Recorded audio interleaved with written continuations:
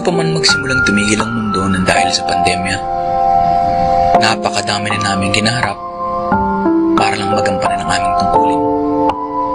Matugunan ang pangangailangan na nakararami. Simula sa lungkot na dala ng pagsampa hanggang sa iba't ibang klaseng trabaho na dinaranas namin sa araw-araw. Kalakip ang pangako ng magandang bukas. Patuloy kaming babangon para matugunan ang inyong pangangailangan. Patuloy naming iaalay ang aming oras at kakayahan para mapanatili kayong nakangiti. Patuloy kaming maglalayag sa iba't ibang dako ng mundo upang mapanatiling maayos ang inyong kalagayan. Dahil lang kami sa libu-libong manggagawa sa karagatan na nagnanais ng karampatang pagtrato at respeto. Para sa aming napiling larangan, sana sa araw na ito na nilaan para sa amin, maisip mo rin kami. Nagmamahal, mga marinong Pilipino.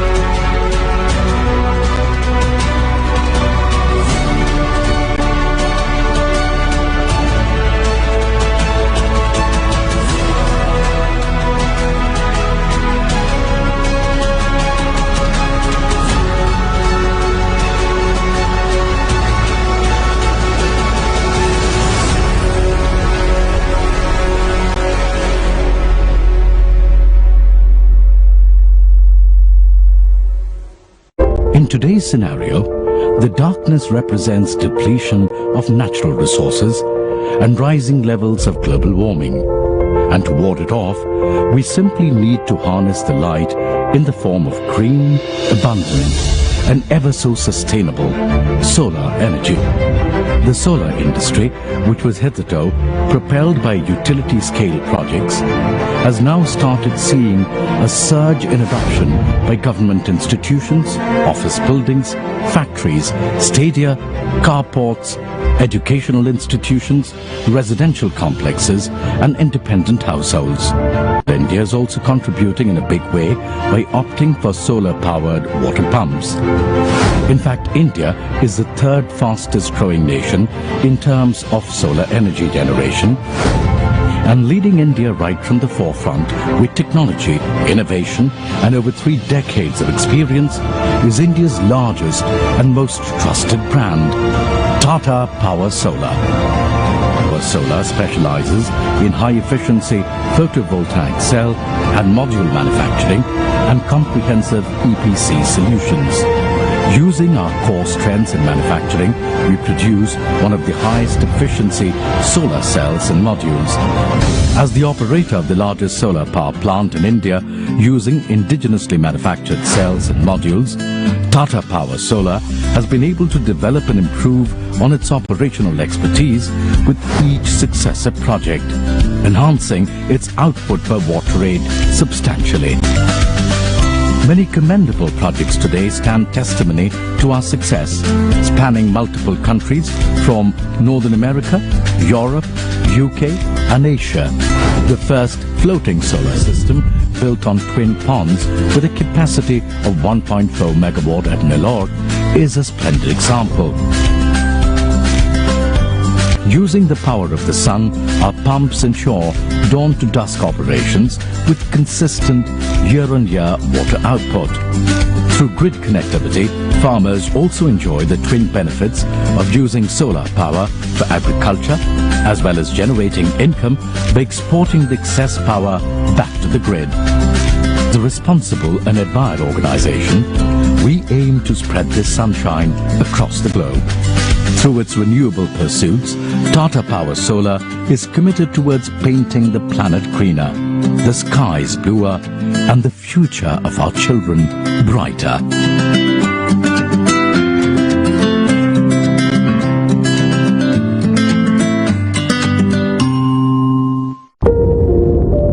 Meet the source of life on land and the sea.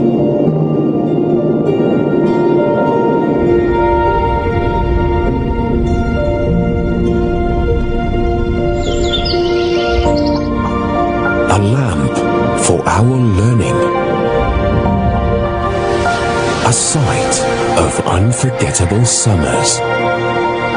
Keeper of time and seasons. Its fury can sear, but harnessed, it fuels pristine power.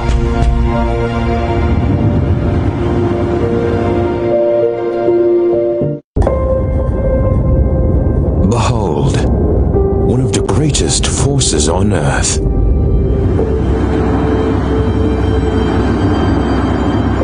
Engineered by nature to prolong its very life. Its power elevates creatures of the air. Its strength brings wanderers across seas.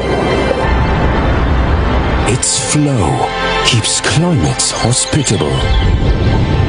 Its intensity brings new heights to adventure. And its brute force can be transformed into silent power.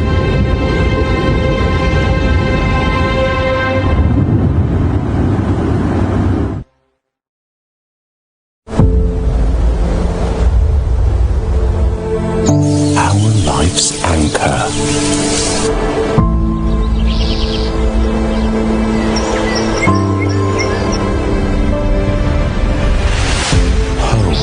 To Earth's creatures, our natural playground, source of our nourishment, cleanser of air, protector of land, our ally against disaster.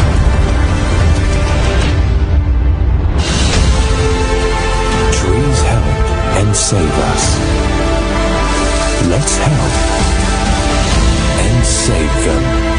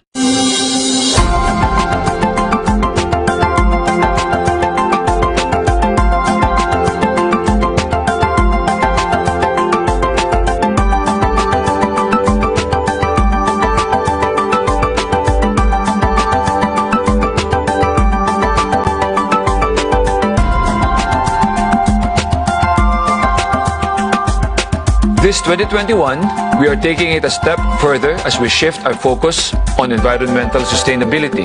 We will invest in more renewable energy projects, both here and abroad, while making sure we still have the right balance for baseload capacity as we strive to fulfill our commitment to powering the country's growth and helping fight climate change.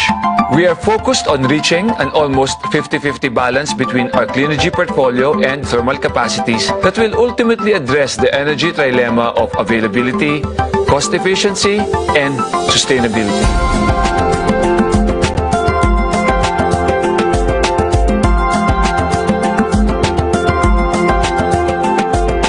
We at Tata Power want to be more than just your preferred energy company. We want to be a catalyst for change while being an effective partner for progress. Our mission stays the same. We aspire to drive change for a better world, not just for the people living today, but for generations to come.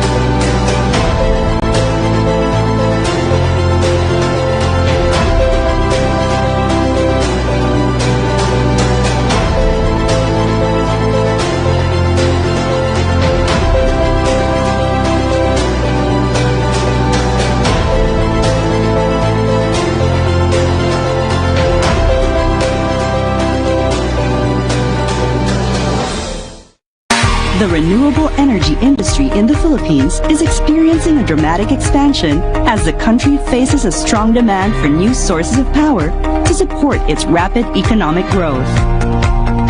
With abundant sunlight, increasingly affordable technology, and growing investor interest, the solar energy sector is poised to take advantage of these opportunities. The Philippine government has allocated 7,000 megawatts of power generation to add to the country's existing capacity over the next 5 years. With its commitment to reduce 70% of carbon emissions by 2030, renewable energy is the most viable option to meet this tremendous demand. WeGen has entered the Philippines with a unique proposition, one that will revolutionize the energy sector.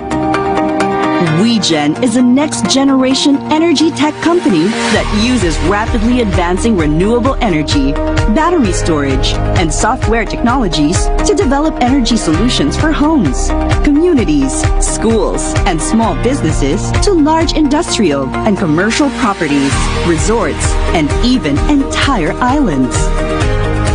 Our name, WeGen, reflects our belief in the democratization of energy. We families, communities, and businesses can produce or generate and share all the power we need, transforming consumers into prosumers. WeGen offers 3 distinct solutions to our customers: residential or commercial solar solutions, solar PV, battery storage, and smart software solutions for homes, schools, churches, hospitals, and businesses. Reduces energy bills and provides emergency power. Standalone island solutions. Replaces diesel and fossil fuels with a mix of renewables. For example, solar, wind, biomass, and smart software. Ideal for eco-resorts and small islands. And distributed power plants. Aggregation and supply of energy can serve as reserve capacity to provide power during peak load hours. At the heart of WeGen is its commitment to community development and social change for marginalized sectors in the country. We envision the eradication of energy poverty towards sustainable development for all. From job creation to ecological conversion, WeGen believes in expanding the horizons for underserved communities through energy aggregation and democratization. WeGen has dedicated itself to bridging gaps and building sustainable communities through clean and affordable energy solutions for all. WeGen, the power of sharing. One of the fastest growing economies in the world, India stands at a mammoth $3 trillion GDP despite a disruptive pandemic. It is further projected to grow at an impressive rate of 12.5% in 2021. IEA's India Energy Outlook 2021 report estimates a consistent growth of 25% in India's energy consumption over the next 2 decades, projecting it to be the 3rd largest energy consumer in the world by 2030. This opens up new opportunities for meeting the country's growing power needs by harnessing renewable energy sources. Founded in 2017, Ayana's strategic mission is to achieve a portfolio mix of over 10 gigawatts renewable power in India by 2025. Making rapid headways towards this goal, the company has strengthened its portfolio through crucial partnerships and acquisitions, having raised $720 million till date for large-scale renewable capacities in association with CTC, GGEF, and NIF. As of today, Ayana has a total capacity of over 1.74 gigawatt, of which 590 megawatt are operational projects and 1.15 gigawatt is under construction. With a strong passion for upholding social responsibilities, Ayana has set new benchmarks in ESG standards across waste management, training and development, and empowering communities. The company has received quite a few accolades in a short span of time, and they are a testament to its philosophy that people are the real backbone of a thriving organization. It's our vision at Ayana to be a key player in contributing to India's ambitious commitment of having 450 gigawatt renewable energy capacity by 2030. It's been a great journey so far, and we believe we're just getting started.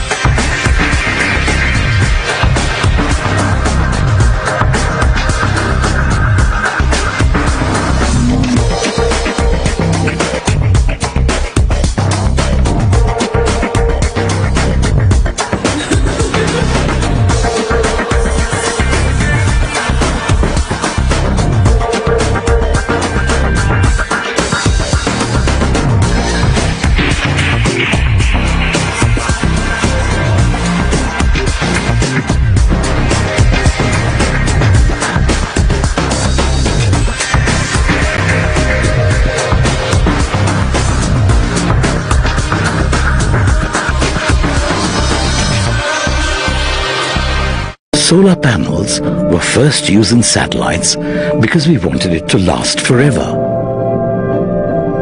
Otherwise, the batteries would wear out.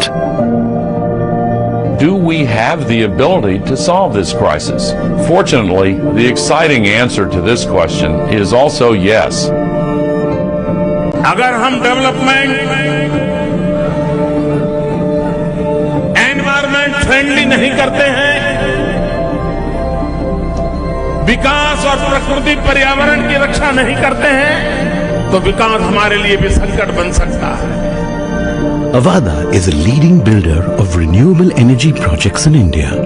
We have built complex solar and wind power projects aggregating to over 1.1 gigawatt capacities across diverse geographies.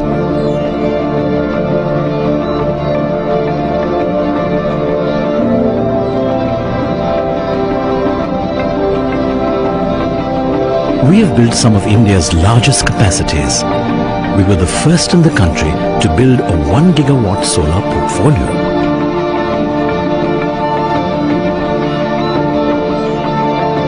This is only the beginning. We need scale to power the entire country using the solar, scale to change the brown sources of energy with cleaner sources of energy like solar and wind.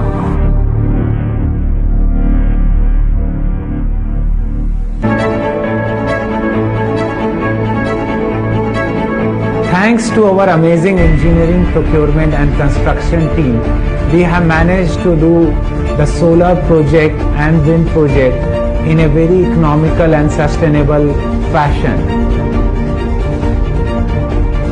Our emphasis on systems and processes has enabled the organization for flawless execution by consistently decreasing its on-ground development cycle, thus completing projects several months before schedule.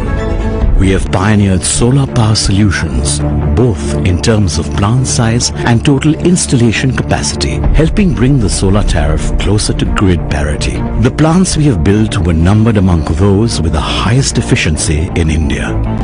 We are showing the world that solar energy is not only sustainable form of energy, but investing in solar can be profitable too. With our strong EPC execution capabilities and project portfolio, we had managed to build a competitive advantage through already locked-in land banks, long-term signed MOUs, PPAs with state utilities. We have drawn investors like Asian Development Bank, General Electric Capital and DG from Germany for our past projects.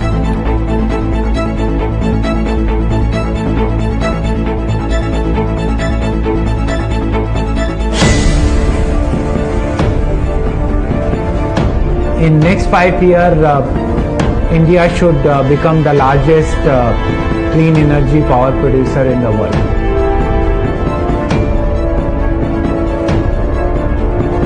We need to be responsible because in the coming years, India is going to be a major manufacturing hub for the world.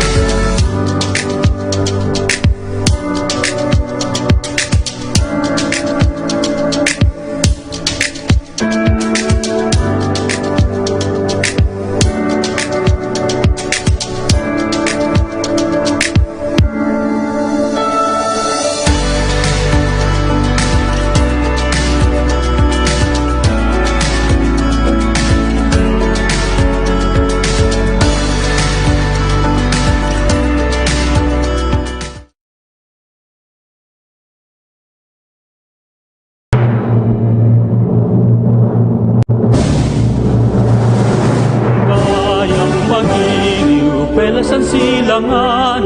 Alam ng puso sa dibdib mo'y buhay. Lupang inirang, duyan ka ng magiting. Sa manlulupi, di ka pasisiil. Sa dagat at bundok, sa simoy at sa langit mong tuhaw. May dalagang tula at awit sa paglayang inahal. Ang isap ng watawat mo'y tagumpay na nagniningning. Ang bituin at araw niya kailan pa may di magdidinig. Luwa ng araw ng walhati ng sinta, buhay langit sa piling mo. Aming ligaya na pag may mga atin na pumatay ng dati sa'yo.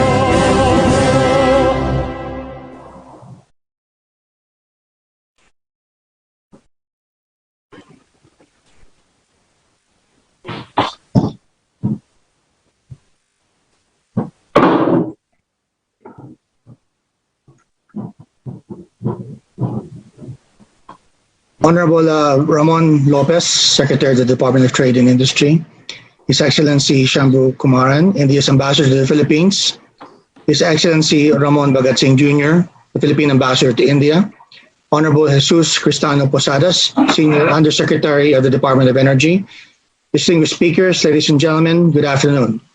I am Dante Ang, your host and co-moderator for this afternoon's forum. I will be moderating this event with my colleague, Ben Kritz.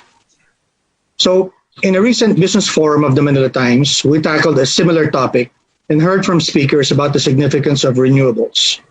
We also discussed a troubling trend that instead of moving toward the goal of increasing to 30% the share of renewables in the country's energy mix, that figure has been actually declining.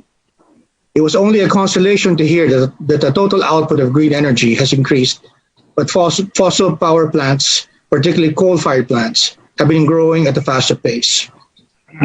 Since then, the Manila Times has written editorials calling for ramped-up spending on renewables, which of course not only addresses climate change concerns, but also energy security. Obviously, green energy sources are everywhere and can be harnessed locally. Today, we are pleased to organize this forum on a similar theme, thanks to the support of the Embassy of India in Manila. As you notice from the longer lineup of speakers, we hope to supply several possible solutions, perhaps even policy options to the problems uncovered during our last business forum on this topic. Before we begin what promises to be a productive afternoon, I wish to thank the Indian Embassy, through which we were able to invite many of the resource persons here today. India and the Philippines have been friends for a long time, having established diplomatic relations in 1949. Today's event is a testament to that 70-year-old friendship. And perhaps through a cooperation in the development of green energy and cooperation in other mutually beneficial areas, the Philippines and India can further strengthen those relations. Finally, let me thank all the resource persons for sharing your insights with us this afternoon. Thank you to all those watching this forum live stream on the Manila Times website and social media platforms, including the Manila Times channels on YouTube, Dailymotion, and Live. Once again, good afternoon, and on behalf of the Manila Times, welcome to this business forum. We have an exciting discussion ahead, and now let us get started. Our first speaker will be Mr. Ranjit Gupta, Chairman of the Federation of the Indian Chamber of Commerce, Incorporated, RECEO's Council, and CEO of Azure Power. Mr. Gupta, good afternoon. Good afternoon, and thank you. It's a pleasure being on this forum. I hope I'm audible. Yes, sir, you are, but could you turn on your camera for us, please? Oh, my camera is on. Oh, yeah, there you go. I'm sorry. Go ahead, sir. Right. So, I would like to extend a warm welcome to all the participants of the India-Philippines Business Conference on Renewable Energy. The Philippines government's long-term vision, which has been packaged under the Ambias on Natin 2040, expects that by 2040, Filipinos will have a strongly rooted, comfortable, and secure life. To realize this vision, the Department of Energy responded with the formulation of the Philippine Energy Plan 2018 to 2040 that embodies a clear set of objectives, wherein the first objective is to increase the production of clean and indigenous sources of energy to meet the growing economic development of the country. Philippines has an installed base of around 30,000 megawatts, 30 gigawatts, and it's expected to double over the next 8 to 10 years. By 2030, the power demand in the country is going to increase significantly. This demand is expected to be driven by multiple factors, including rapid industrial growth and increased residential power demand. Further, the government implementing plans like Total Electrification Program for total electrification by 2022, the electrification rate in the country is going to increase. There is a lot of growth expected, and the government has an ambitious target. There are many similarities when I read the PEP between India and the Philippines. The focus on power for all, electrification of rural areas, reducing the cost of power, increasing efficiency of utilization, and above all, the focus on sustainable form of energy, which is where renewable energy comes in. India on its own is targeting to be 450 gigawatts of installed capacity in renewable energy by 2030 under the ambitious goals set by our Honorable Prime Minister Modi. In the last 6 years, India's installed renewable energy capacity has increased by over 2.5 times and stands at more than 140 gigawatts, which is about 37% of the country's total capacity.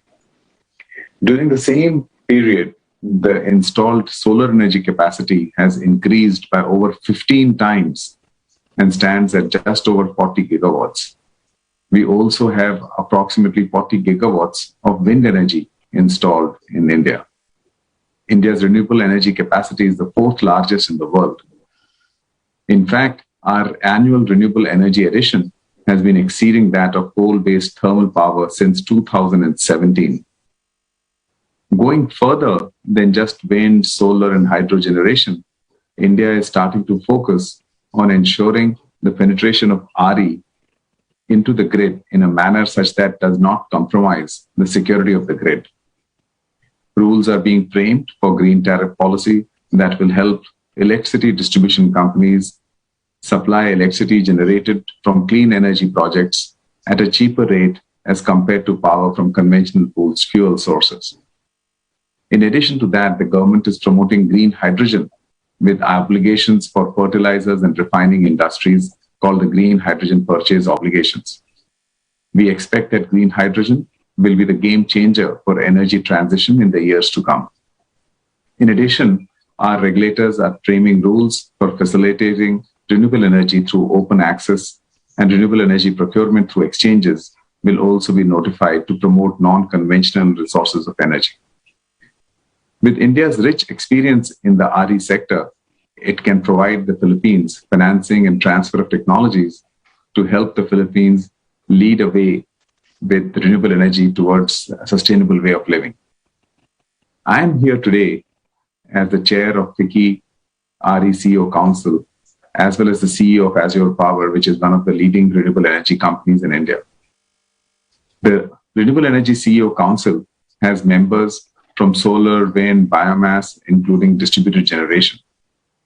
The co-chair of our council, Mr. Nirbarki, and 2 other members of the council will be speaking today in the sessions to follow.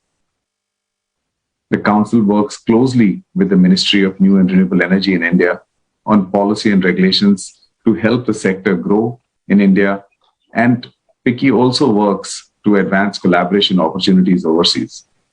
FICCI has been part of different bilateral engagements for renewable energy between India and Saudi Arabia, India and UAE, the Indo-German Energy Forum, and so on. Our members would be happy to look at potential business opportunities and collaborations in RE in Philippines with the right policy environment to invest in.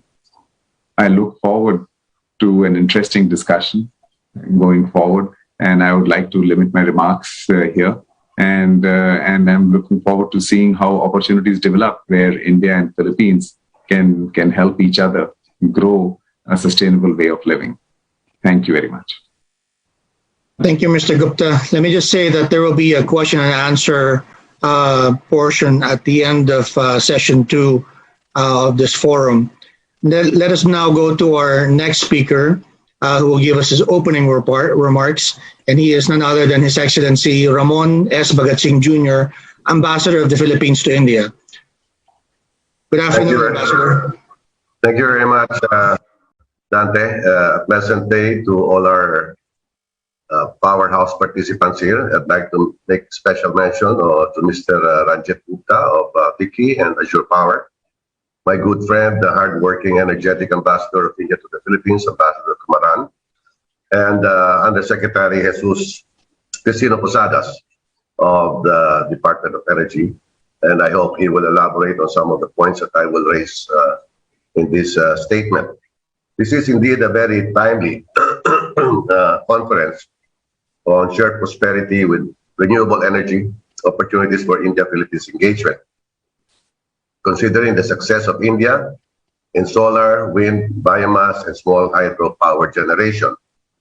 I'd like to also highlight your being a co-founder, India being a co-founder of the International Solar Alliance, which is based here, and have made a standing invitation for the Philippines to be a member.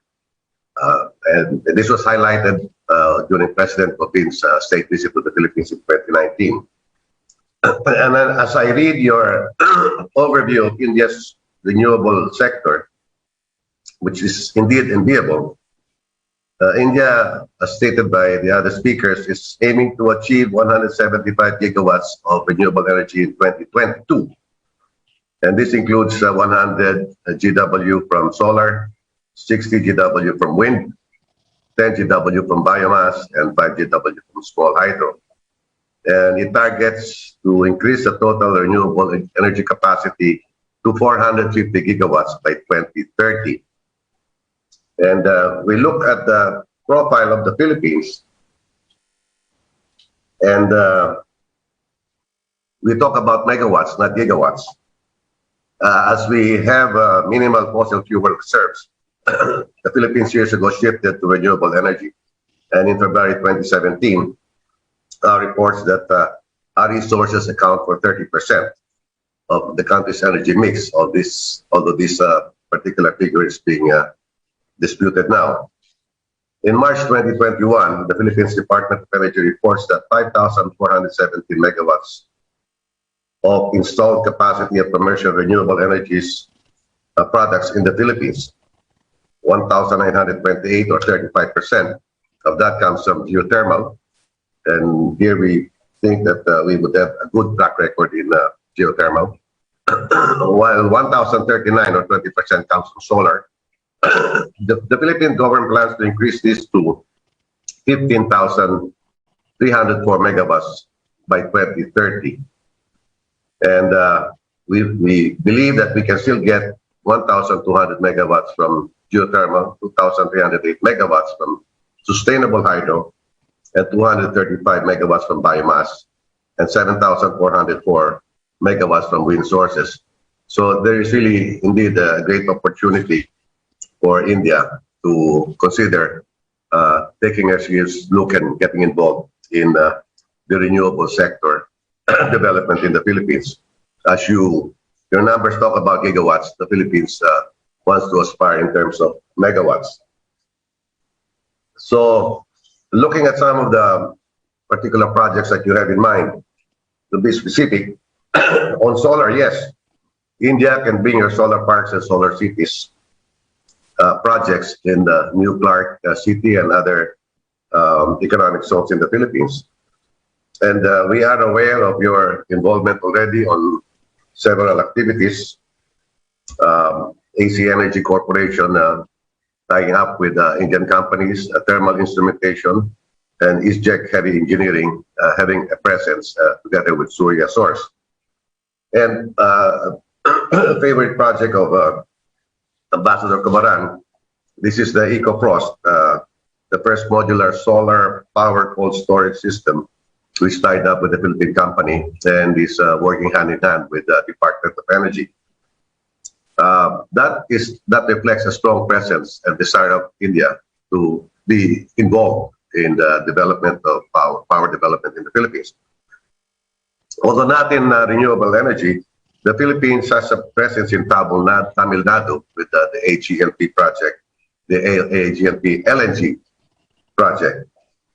So we have something to work on, and we can definitely expand this to more projects. Now on what do we have in store for the Philippines? We have the National Renewable Energy Program for 2020 to 2040. This is a program of the Department of Energy. The following are the policy mechanisms and support that carry out the mandates of the RE Act and initiatives from the DOE through the Renewable Energy Management Bureau. I'd just like to highlight some of the projects there, and I hope that Yusek Sadas can elaborate on this later. These are the feed-in tariff system, the net metering program, the Green Energy Option Program or GOEP, the renewable portfolio standards for on-grid areas, the Green Energy Auction Policy, and the Competitive Renewable Energy Zone project. So we hope this will be of interest to our colleagues here in India. And finally, let's have stronger bilateral ties. Let's have cooperation on this renewable energy sector on both sides. Let's promote cross-pollination and inter-exchange, technology transfer, and hopefully in the B2B meetings, determine areas of cooperation and support for each other's comparative advantage. With that, I wish the best for everybody, and I hope and pray that the B2B segment of this conference will result in concrete, doable agreements in the near future. Thank you very much. Mabuhay and namaskar. Thank you, Ambassador Bagatsing. I hope you can stay with us later when we have the Q&A. Let me now introduce our next speaker, and he is His Excellency Shambhu Kumaran, Ambassador of India to the Philippines. Your Excellency, good afternoon. Very good afternoon, Mr. Dantik Ang. Wonderful to see you again. And thank you so much for working together with the embassy in setting up such a wonderful and very opportune and timely event on an area that is clearly on the top of the policy space, both in India and the Philippines. I'd like to thank Secretary Ramon Lopez for his kind consideration to address this conference. And also would like to welcome Senior Undersecretary Posadas from the Department of Energy. And also my very dear friend and colleague, the Philippines Ambassador to New Delhi, who is always inspiring us and thinking of new ideas. So thank you, Ambassador Bhagat Singh, for joining us and for your wonderful remarks. Let me also thank Mr. Ranjit Gupta, the the chairman of the FICCI Renewable Energy CEOs Council, and all the other leading businessmen from both countries. And I think we have, thanks to Manila Times, wonderful media platform, and the work of my colleagues in the embassy and the team at Manila Times, we have a stellar list, I think, of participants in the renewable energy space. I don't think we could have put together a better list at any point of time. So this is really very inspiring and very encouraging for us in the embassy as we try to communicate with each other better and bring our business communities together. As some of you may be aware, we've been working on a variety of platforms to increase the bilateral B2B engagement. We had a very successful infrastructure conference between PCCI and CII earlier this year. We also did a very successful marine fisheries and aquaculture conference in May with PCAFI of the Philippines. That was a very successful event, and I believe that a lot of business engagement in that area is already happening. We've had events on pharmaceuticals, on IT, on tourism. And as we looked at the areas where we need to focus, clearly renewable energy popped up. And Dante Ang, I think your event about a month ago on renewable energy, and when I was speaking to Senator Gatchalian, and who's also the chair of the Senate Committee on Energy, I sensed that there was clearly a very great deal of interest in the Philippines across society and across politics and government. And I thought that given the kind of strides that India is making, this was an area that we should connect better as we build a more forward-looking India-Philippines engagement.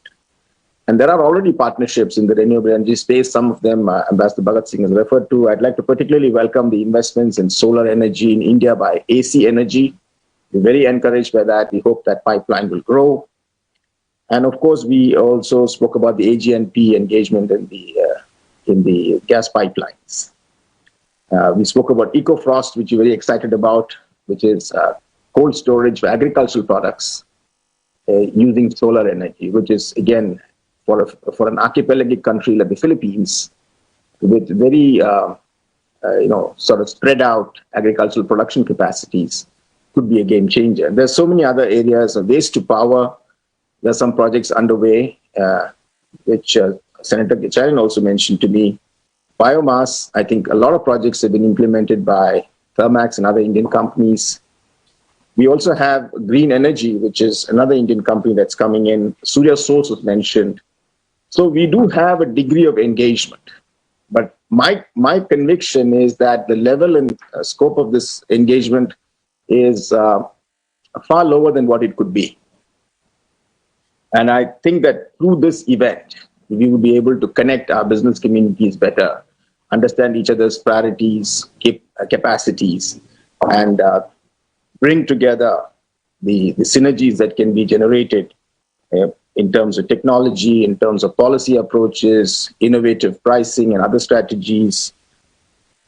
And today I'd like to maybe put on the table the possibility of a large Indian line of credit funded renewable energy project in the Philippines. I think that's something that we would like to take forward, maybe with the Department of Energy here. We'd like to see the possibility of, we're discussing Indian lines of credit in various areas, but I do sense that renewable energy would be one of the areas with great potential, and we'd look forward to receiving any project proposals from the Philippine side to take this discussion forward. I'd like to also mention that we have ongoing an MOU under finalization on renewable energy between the Department of Energy and the Ministry of Non-Conventional Energy Sources of India, new and renewable energy sources. And I do believe that once we have this MOU signed, we are at the last stage, we will have a structured dialogue to understand better how each of us is approaching this very, very complex policy space. With a lot of incentives and a lot of pricing issues and a lot of specific policy innovations and introductions that have been done in India. And I'm sure that we will also be able to learn a lot from the Philippines, particularly on geothermal energy. The Philippines is one of the world's largest producers of geothermal energy. In India itself, the very large and ambitious project, I think 175,000 megawatts was mentioned by 2022, led from the front by Prime Minister Mr. Modi himself. And I think Ambassador Bhagat Singh also mentioned about the International Solar Alliance, which is an initiative of the Prime Minister. We would very much like to see Philippines as a part of it. That invitation is on the table, and we look forward to an early decision from the government of the Philippines. The target is to move from 175,000 megawatts to about 450,000 megawatts by 2030. And it's not just, these are not numbers. We've already done about 94,000 megawatts of renewables. 34,000 megawatts are under implementation. And in 2015 alone, we did 12,500 megawatts of renewables. So we really are powering forward in this area. And surely you will see, and I invite all the Filipino business community that is attending today to look at Indian capacities to see how we can build partnerships. So being the political animal that I am and supposed to be, I'll probably end with a couple of political points for the audience here. The first thing is that as we exit the pandemic, we're still grappling with it, but we still need to look at strategies to follow once we exit the pandemic. Sustainability will be in strong focus one of the things that the pandemic has taught us is that it cannot be life as usual, that societies, as governments, we have to do things differently. And clearly taking care of our ecological necessities is going to be at the top of the list. And when we talk about the green economy, energy will be right on top. And therefore, I think renewable energy will be, for populous countries like India and the Philippines, who are also very vulnerable to climate change, extremely important that we contribute and we transform our economies and our energy economies into a more sustainable model. So that's number one. The second point is that the pandemic also highlighted the importance of resilience and reliability. For the past few decades, we have in some ways not focused enough on the need to have alternatives and newer partnerships. In some ways, there's been an over-dependence on a single source, perhaps to the level of total dependence on a single supplier. And I think for both India and the Philippines, it is important that we look at alternatives, that we develop the kind of resilience and reliability. So when you look at a supplier, I think reliability and political trust will matter in the future. And I'd like to place for the Philippines audience here today, I'd like to put forward the candidature of India as your new best and trusted friend, and not just in renewable energy, but in the overall sense of supply chain resilience and reliability. I think we have excellent political relations. Our people-to-people ties are wonderful. We have a very strong historical legacy of cooperation. And I believe that the business-to-business engagement can catch up and become the driver of a new 21st century engagement between two leading Asian democracies in the Indo-Pacific. Thank you very much for this opportunity. Namaste and mabuhay. Thank you very much, Your Excellency. You can expect the Manila Times to do our modest part to help realize your vision of bringing India and India and the Philippines even closer in the future. Thank you very much, Ambassador. Our next speaker will round up session one, and he is none other than His Excellency Jesus Cristino Posadas, Senior Undersecretary of the Department of Energy. Mr. Undersecretary, good afternoon. Thank you, Dante. His Excellency Shambhu Kumaran, Indian Ambassador to the Philippines. His Excellency Ramon Bhagat Singh Jr., Philippine Ambassador to India. Secretary Ramon Lopez, Department of Trade and Industry. Ambassador Benedicto Huico, President, Philippine Chamber of Commerce and Industry. Distinguished guests, ladies and gentlemen, a pleasant good afternoon to all of you. First, please allow me on behalf of Secretary Alfonso G. Cusi to express the Department of Energy's sincerest appreciation to the Government of India and the Manila Times for facilitating this auspicious event. The DOE fully recognizes the need for a more sustainable power system by promoting the utilization of indigenous and renewable energy resources to reduce the country's dependence in imported fuels. The Secretary's declaration of a moratorium on the endorsement of greenfield coal-fired power plants affirms the country's commitment to join the global march towards energy transition as we move to a more flexible power mix.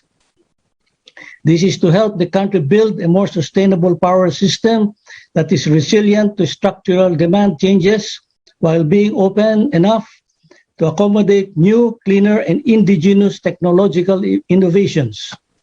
The DOE targets to shift project developments into renewable energy from the dominant fossil fuel sources to help realize our aspiration towards a clean and sustainable energy future.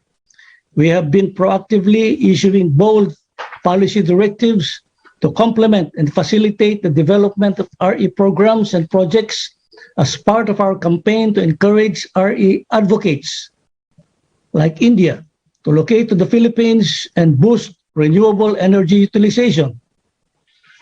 The enactment of the RE law in 2008 resulted in the country's additional RE installations of 2,338 megawatts from 2009 to 2020, with cost of investments reaching to an estimated amount of Philippine pesos 221 billion, or about 4.4 billion US dollars, creating 142,000 jobs ranging from short-term engagements for the conduct of studies and construction of RE power plants to long-term employment of operation and maintenance.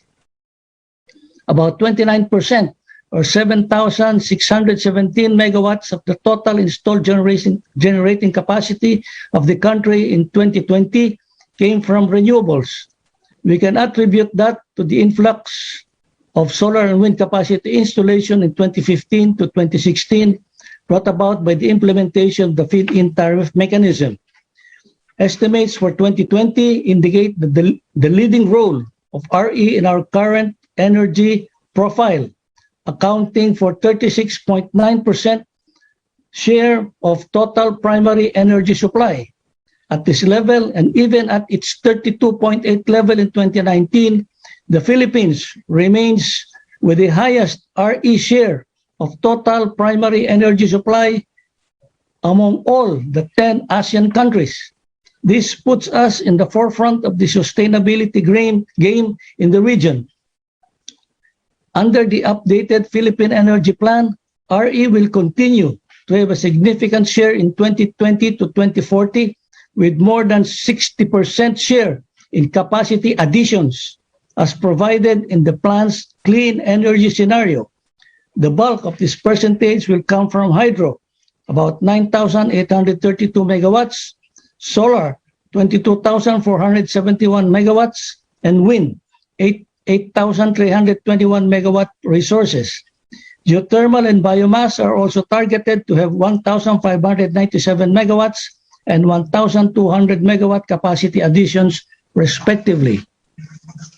Republic Act 9513 has spurred the development and utilization of our country's vast renewable energy resources and has significantly contributed to addressing the challenges of climate change, energy security, and improving energy access. We can confidently say that the key RE policy mechanisms are already in place, while the government continues to work on improving the regulatory and policy foundation for RE project development. Based on the insights and learning gained from the assessment of the implementation of the National Renewable Energy Program, or NREP, 2011 to 2030, the DOE, in consultation with the National Renewable Energy Board, or NREB, is paving the way to create an enhanced framework and develop more innovative strategies for the NREP for 2020 to 2040, which sets the target of attaining 35% RE in the power generation mix by 2030 and at least 40% by 2040. Indigenous RE resources and private sector investments are central in achieving RE targets and vision. All RE market development support mechanisms, both mandatory and voluntary programs as provided for in the RE law, has been formulated and implemented to encourage more private developers and investors, both foreign and domestic, in harnessing the vast RE potential in the country. Among these RE policy mechanisms are the following. First, the renewable portfolio standards, both on-grid and off-grid. RPS, or Renewable Portfolio Standard, is a market-based policy that requires the following mandated participants to source a portion of their generation from eligible RE facilities. For example, all distribution utilities for the captive customers, all retail electricity suppliers for the contestable market, all generating companies only to the extent of their actual supply to their directly connected customers. All mandated participants are required to start complying with their RPS obligation by 2020. Recent simulations suggest that the 1% annual increment will not be sufficient and must be increased by 2030 to reach the aspirational target of 35% RE share in the generation mix by 2030. Secondly, the Green Energy Auction Policy, or the GEAP. GEAP serves as an alternative to the feed-in tariff system. It will provide additional market options for RE developers and generators and will promote a competitive setting of rates for RE supply in the country. This pricing program will support RE generators in securing power supply agreements and selling their energy to the establishment of a fair baseline price. Thirdly, the Green Energy Option Program. The GEOP is a voluntary RE policy mechanism that allows electricity end users with an average of 100 kilowatts and above demand to choose RE as their source of energy. After the promulgation of the GEOP rules in 2018, the DOE issued the GEOP operating permit guidelines in 2020, which prescribes the guidelines and procedures on the issuance, administration, and revocation of GEOP operating permits to RE suppliers. As of June 30, 2021, 13 RE suppliers were issued GEOP operating permits. Full implementation of the GEOP will be realized upon the issuance of ERC's regulatory framework. Fourth, the net metering program. RE facilities not exceeding 100 kilowatts in power generating capacity installed within the customer's premises are eligible to participate in the net metering program. As of December 31, 2020, a total of 3,795 qualified end users were registered under the net metering program with a total rated capacity of 30 megawatts peak. To further increase customers' participation in the program, the DOE promulgated a circular prescribing the policies to enhance the net metering program for RE systems. Among others, this mandates the DUs to publish their net metering program and hosting capacities. Likewise, as far as practicable, net metering may be available in areas not connected to the main grid but served by the distribution utilities. The DOE will develop a net metering guidebook to serve as reference for all net metering stakeholders, as well as provide the guidelines and standards and procedures for all net metering arrangements from offer to after-sales services by the net metering installers and practitioners. Going to geothermal energy, geothermal investments in the country have slowed down in the past years, and the stalled exploration activities have been primarily traced to the burden of high capital costs required in exploration and the fact that much of the geothermal resources up for exploration are more of the low enthalpy, low temperature, and highly acidic deposits. The DOE is studying the recent private sector proposal to establish a risk mitigation fund, an insurance type of incentive to lessen risk in exploration. It seeks the sharing of cost risks with the government to invigorate the sector. In addition, under the third open and competitive selection process, the DOE is offering 100% foreign ownership for geothermal resource exploration to advance them to commercial developments. The role of new investments, sustainable financing solutions, and innovative financial mechanisms to install additional RE capacities, coupled with flexible generation, energy storage solutions, grid modernization, and other system requirements, is crucial to maximize the utilization of RE both in grid and off-grid. The Philippine DOE has put in place several policies and regulations to secure new investments in clean energy technologies. Among these are the following. Number 1, Executive Order Number 30, creation of the Energy Investment Coordinating Council, signed in June 28, 2017.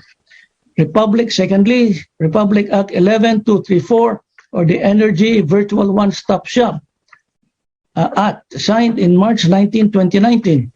Number 3, Republic Act 11032, Ease of Doing Business and Efficient Government Service Delivery Act of 2018, signed in May 28 in 2018, and Administrative Order Number 23, eliminating over-regulation to promote efficiency of government processes, signed February 21, 2020.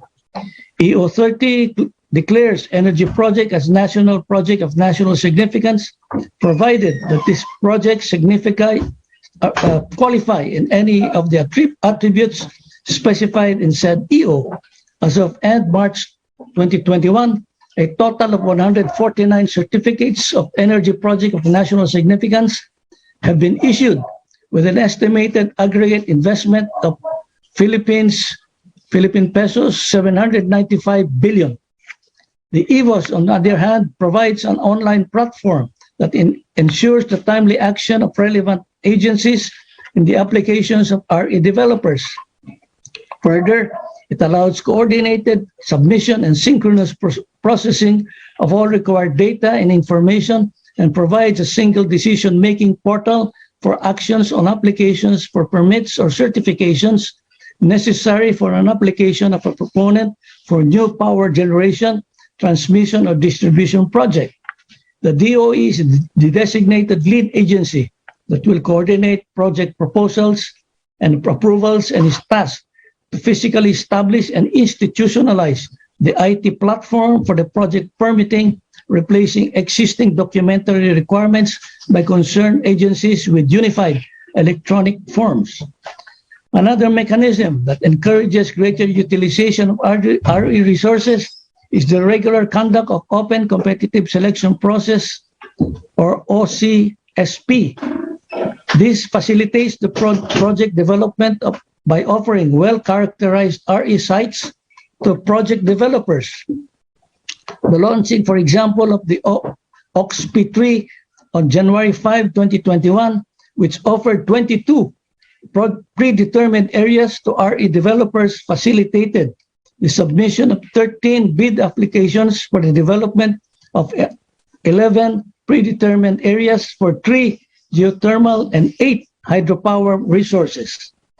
Further, the competitive RE zones mentioned by Ambassador Bagatsing project was able to identify 25 candidate CREs across the Philippines with an estimated gross capacity of 152 gigawatts of new wind and solar photovoltaics. The CRES is a proactive transmission planning approach that supports investments in large-scale transmission expansion, upgrades to accelerate not only indigenous RE resources, but other potential energy resources.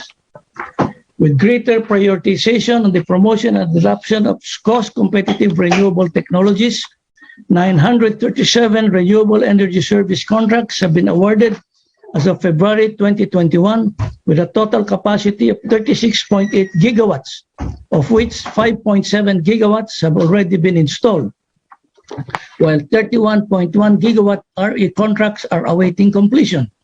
Development of these RE projects generated around 547,000 green jobs across the country.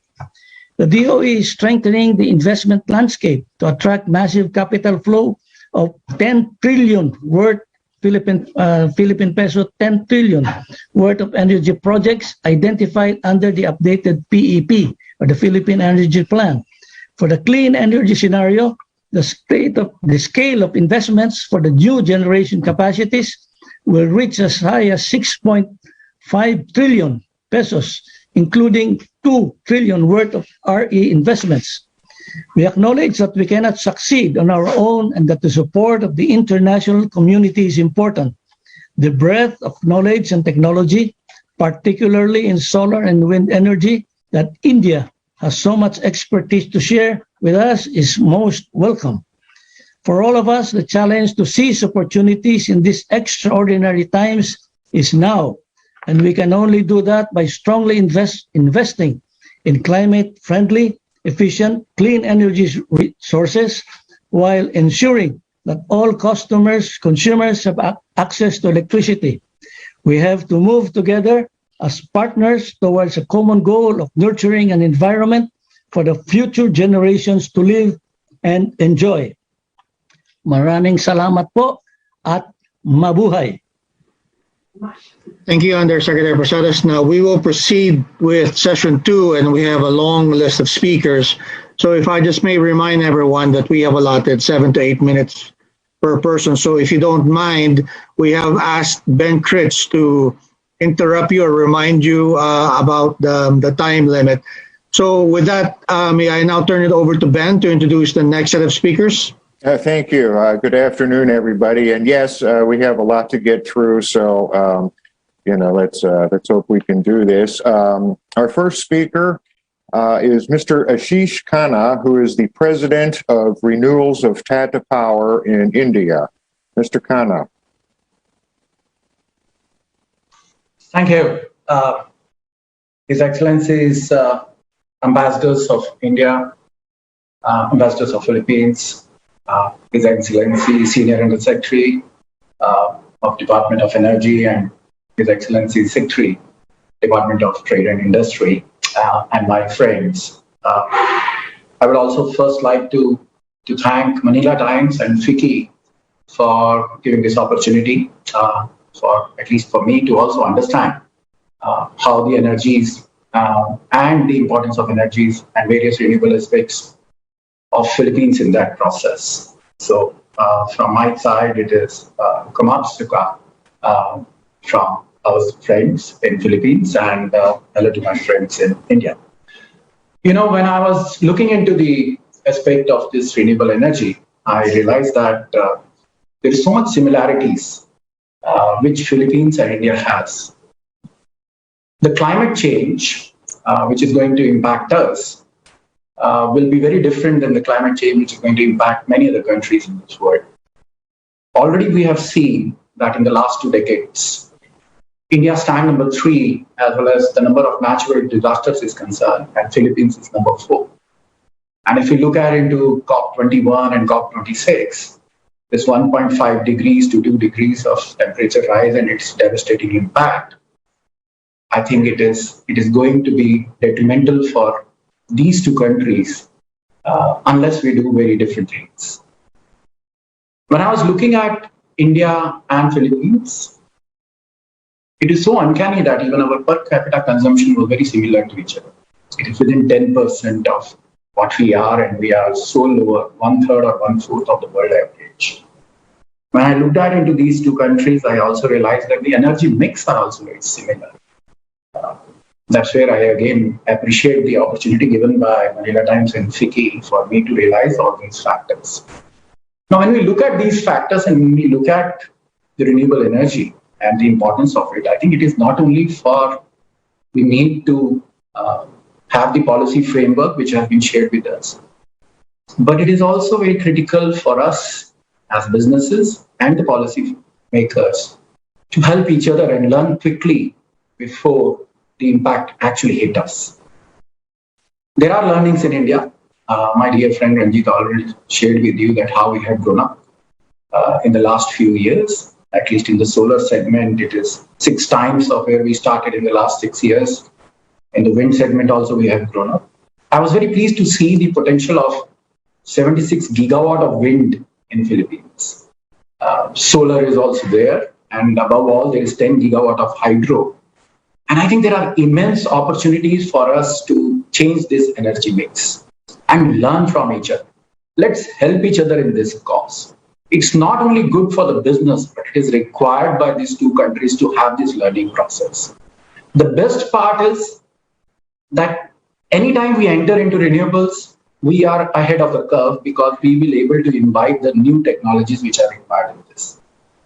I think important factor which we need to be very conscious of is that what is our requirements out there. If you see, when I was going into the study part, I realized that our roofs for rooftops are very similar, but very dissimilar to the roofs in Europe. So we need to develop, and we are developing those technologies which are important for the rooftops in India and can be very helpful for their adoption for rooftops in Philippines. I think agriculture is the mainstay for our country in India and is also similarly have a very important contribution for Philippines. The way India is now propagating these ideas of a solarized pumps, and now we are developing technologies to utilize it. And it is now going in a very different way. In the last few years, there is a multiple X growth. I think there are lots of learnings and business opportunities which we can exchange with Philippines even on these products too. Whenever renewable will come, by default, it's an in-firm power. And we need technologies for grid stabilization. We need technologies for operating this particular projects, the large scale utility scale projects in wind or utility scale projects in solar, and maybe hybrid in nature, because we need to increase the CUF or PLF factors on these. I think we both are at the same stage where we should help each other. And when we are adopting this technology, let's learn from each other. Geothermal, the way Philippines have taken full advantage of it, I think there is a potential for those businesses to come and help us in our endeavor to start this geothermal. Important factor, I think, which is critical for both these countries is that while the sizes are very different, the challenges are similar. And the adoption of those micro-level technologies can actually help these two countries and this industry to leapfrog from us. We are giving a lot of impetus on Made in India products and those products and services which are critical for the usage which I shared with you. And I think we will do, can do also a great work in these areas in Philippines too. Should not be our endeavor only to look at the size, and should be our endeavor to look at the lowering of tariffs and being enamored by the optics of it. I think if you look at the larger picture and the way climate change is going to impact us, the way the energy mix has been committed in this particular forum, the policy framework which I just heard about, and the policy framework which has been drafted now and followed in India, I think are very similar. I think it's high time that these two countries take full advantage of the potential which exists, the critical importance of renewable in our countries, and while enhancing the per capita consumption of power, enhance the consumption of renewable in this energy mix. The world is changing, and I think we, both India and Philippines today, are at that cusp whereby helping each other, it will not be a favor, but a business opportunity and a larger cause which can be met looking at the climate change as well as the adoption of renewable in both these countries. Since their time is a constraint, I will once again thank you and salamat from my side. Okay, thank you, Mr. Khanna. Our next speaker is Mr. Patrice Clause, who is the Chief Operating Officer of AC Energy International Holdings.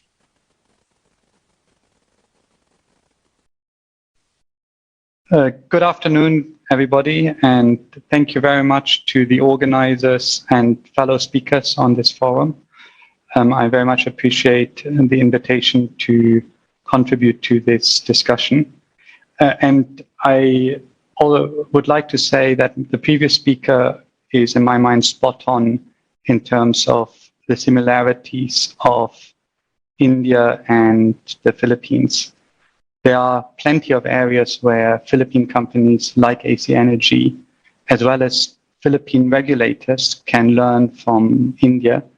If you just think of the extremely competitive bidding process the Indian government has put in place, which has enabled an extremely fast, extremely large rollout of renewables in India, is something which the Philippines could consider adopting. You can also look at the price points at which renewable power gets generated in India, which is probably world beating, as something where Philippine companies, including AC Energy, and it's one of the reasons AC Energy is active in India, can learn and adopt and bring back to the Philippines and other geographies to prove to the world how renewable energy can be generated at a low price point. On the other hand, there are areas where Indian regulator as well as companies can learn from the Philippines. I'm just thinking of things like the space of geothermal and biopower, where the Philippines has built and Philippine companies have built a very deep experience, or even on things like the merchant market, where one could argue that the Philippines merchant market and regulatory regime is world leading, especially in a world of a country with a large growing population, large growing energy needs. And then we face very similar challenges. The grid is a real challenge in both countries. You can't build projects everywhere you would want them to be built. The intermittency which comes with renewable power, how do you solve that? Battery, pumped hydro, or other technologies. Land is, while both countries actually on paper have a lot of land available, the usability of the land for power generation is complex. Ownership rules are complex. Restrictions on land use are complex in both countries. And ultimately, I think more collaboration between the two countries at the government level and at the individual company level will ultimately allow us to unlock a lot of opportunities in each other's markets. I'll leave it at that so that there's enough time for questions and answers later. Okay, thank you, Mr. Clausa. Our next speaker is Mr. Tejas Parmar, who is the CEO of International Business for the Suzlon Group. Mr. Parmar. Thank you so much. Wish you good morning, good afternoon to all the honorable guests here, my friends from the corporate world, where we share the common vision, and friends. I think we are on the right time as far as the opportunities are concerned in terms of contribution towards this fight against climate change. I think I would rather say it in this way. We have been fighting against this climate change through this common goal, and with the support and policy framework, with a common vision, we've been contributing to this sector since last 25 years in India and abroad. I would like to really thank Manila Times and FICCI for bringing this synergy together one platform where we can exchange ideas, exchange technologies, services, and support each other, where we are sharing a common goal towards sustainable future. I would like to take this opportunity here and showcase some of our contribution as Suzlon in last 25 years. And I think those learnings that we have gained over last 25 years would definitely be helpful, where we are talking about sharing a common vision and as a joint efforts towards fighting this climate change for both the countries. And I would not repeat for the cause of time, as earlier speakers already shared, and I agree to that. We have a common infrastructure, we have a common vision, and I think we are going to share a common practices as well. And that's where we feel really happy that if we can contribute and support each other in this social cause, I think nothing like it. I would like to run through a small presentation, once again, because there was a video already played, but I would like to re-emphasize our contribution and the capabilities as a company while we're talking about greener tomorrow. If you can just place the next slide, please. We are very proud. I would say we are a proud Indian company, Indian multinational company, and only Indian multinational company who started and moved very early phase of this development in renewable energy sector. We started from India and then across the globe in 18 countries and 6 continents, where today we are proudly putting a Suzlon flag. We are the only company who's providing end-to-end solution to this, renewable energy issues. We are the company where 18.8 gigawatt worth of installation so far that we have experienced, I would say, out of which majority of is in Asia, and I would say China and India contributes to that larger cause. North America, we have approximately 2.7 gigawatt. We have South America, 800 megawatts, Europe, and list goes on. And each country where we expanded and experienced our projects and executions, I think each country has their own challenges, and all those challenges that we capture as part of our learning, which is only helping us to provide a better solution to those countries. Next slide, please. We are a company who has a family size, I would say, of 5,000 plus employee and their families who are contributing to this growth. We are very fortunate enough to have very rich customer base of 1,800 plus globally, and these customers are coming from across all the region, and some of those customers I would say are part of this forum as well. We gain trust and faith on last 25 years by providing consistency in our services and product innovation. So this 18.8 gigawatt equates to 12,000 plus wind turbine of a different size and length. That makes Suzlon a number one in this renewable energy sector in India. Next slide. If you look at the impact, what does it mean to the environment? If we look at this 18.8 gigawatt, that is equivalent to providing a 10 million household a full green power, which means that we are going to be reduced dependency on coal by 26 million tons. We have saved 3 billion of trees, and if you take out 6 million cars, so that's basically impact of CO2 of 39 million tons that being saved, I would say, being clean. This is basically a larger vision that we have at the company rather than providing only a solution. And that's journey. It's continued with various innovative models, business model that we come out with, and that exactly I'm coming to the next slide. So we are the company who started this unique model from India, where Suzlon takes care of the complete project execution. I think one of this solution to this execution problems in various geographies and countries that we face, we feel that there has to be one solution provider.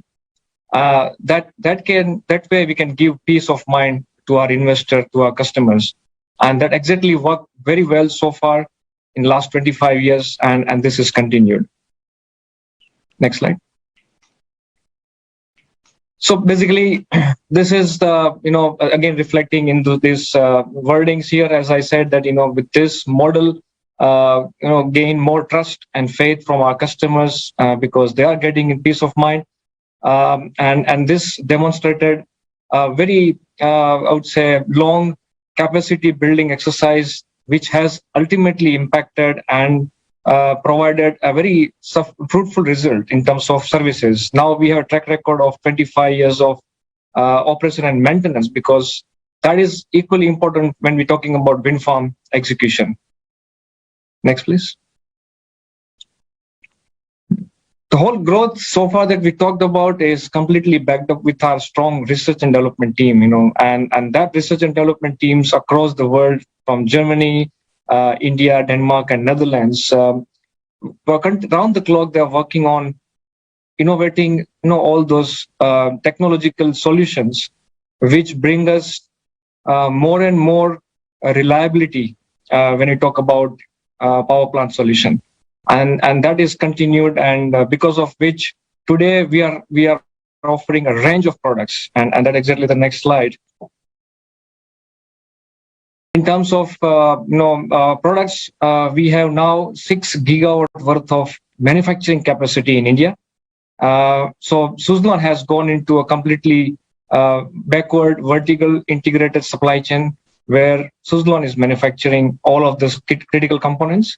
So that basically reduces the dependency on all those critical components from the other countries, other sources. And that exactly helped us during this pandemic time as well, where the self-reliance is the key.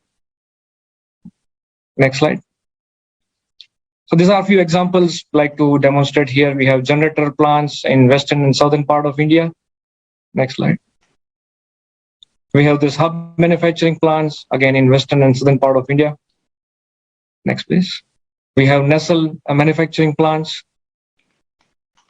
And we have, next slide, blade manufacturing plants, and also tubular tower manufacturing plants, which makes Suzlon more stronger in terms of supply chain dependency and supply security.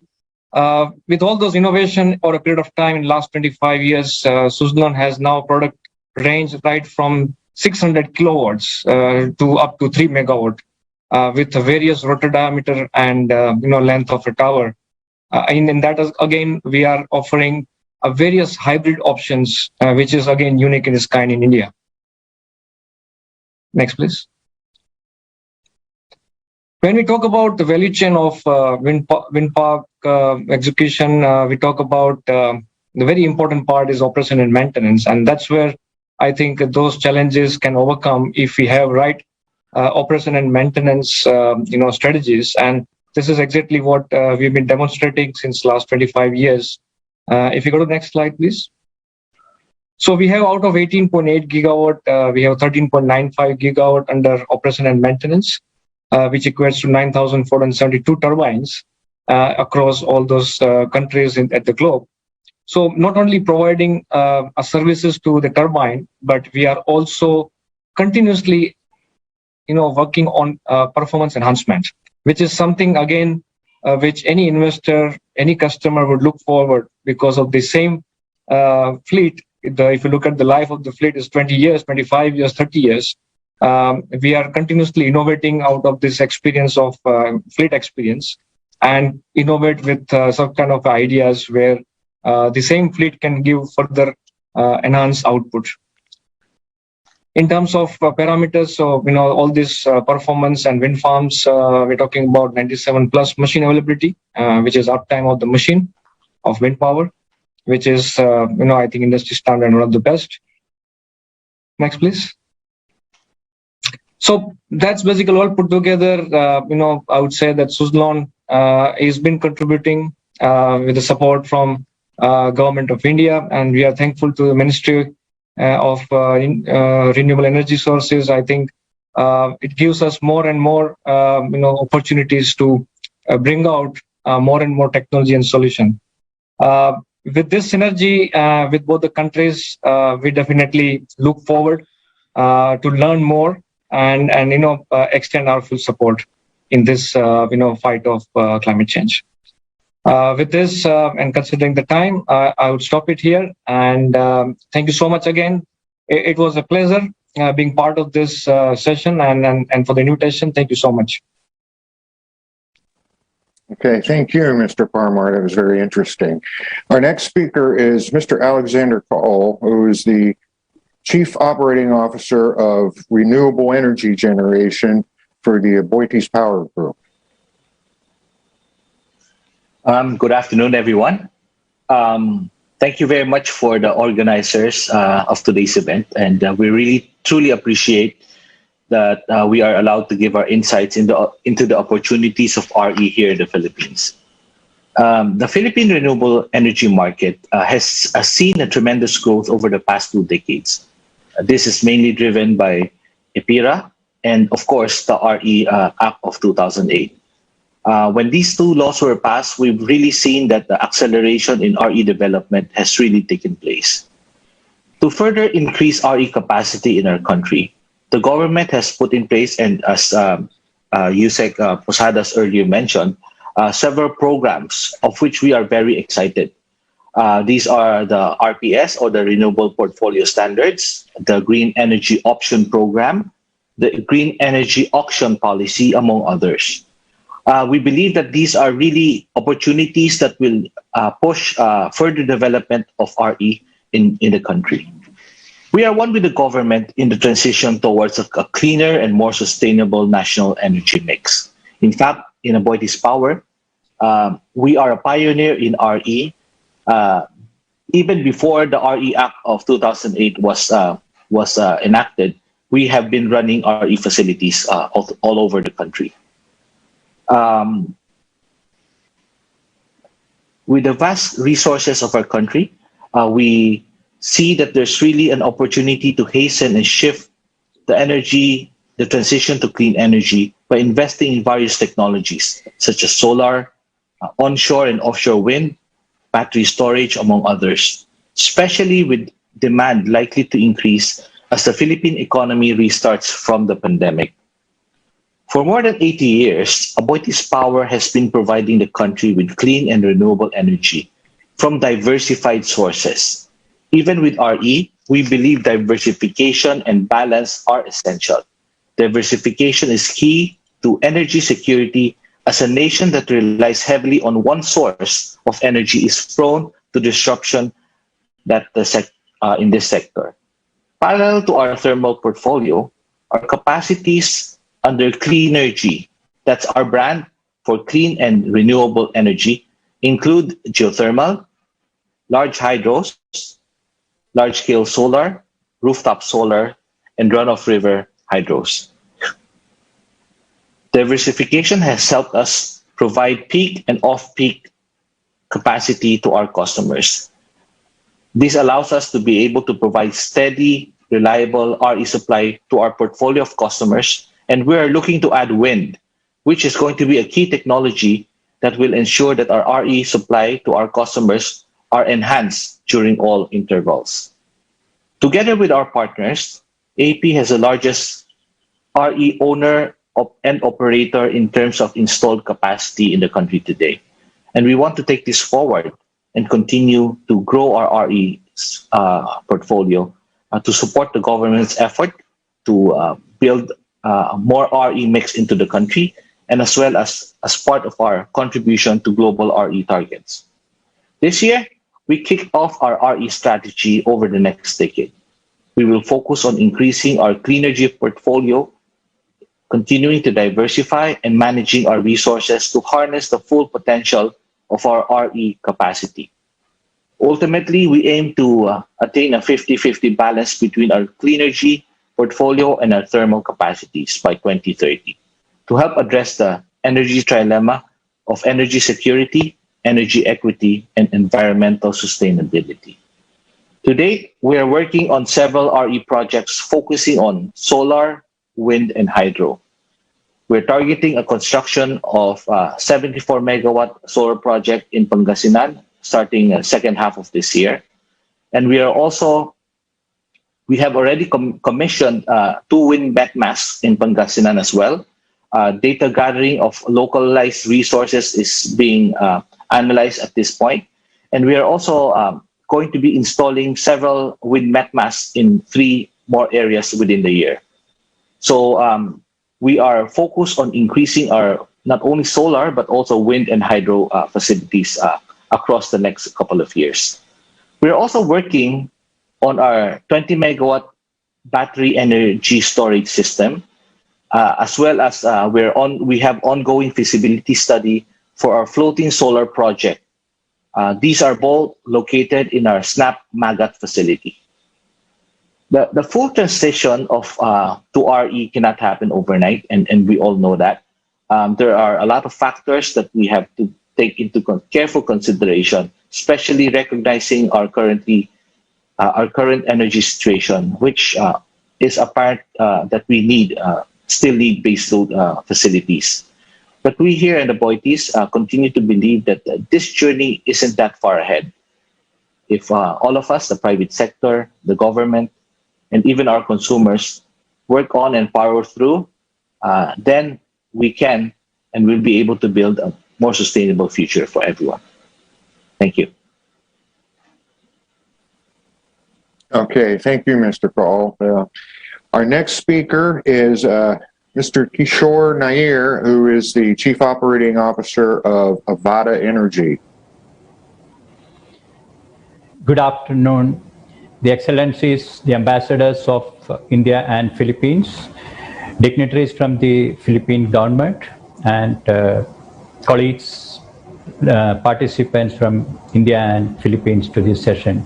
Good afternoon to everybody. Our previous speakers talked about the climate change. I think this is the most important aspect in terms of the energy security in the country today. And most of the developing nations are really working towards balancing between the energy security as well as the climate change. And this is where the renewable energy is playing a major. 1 minute. Sorry.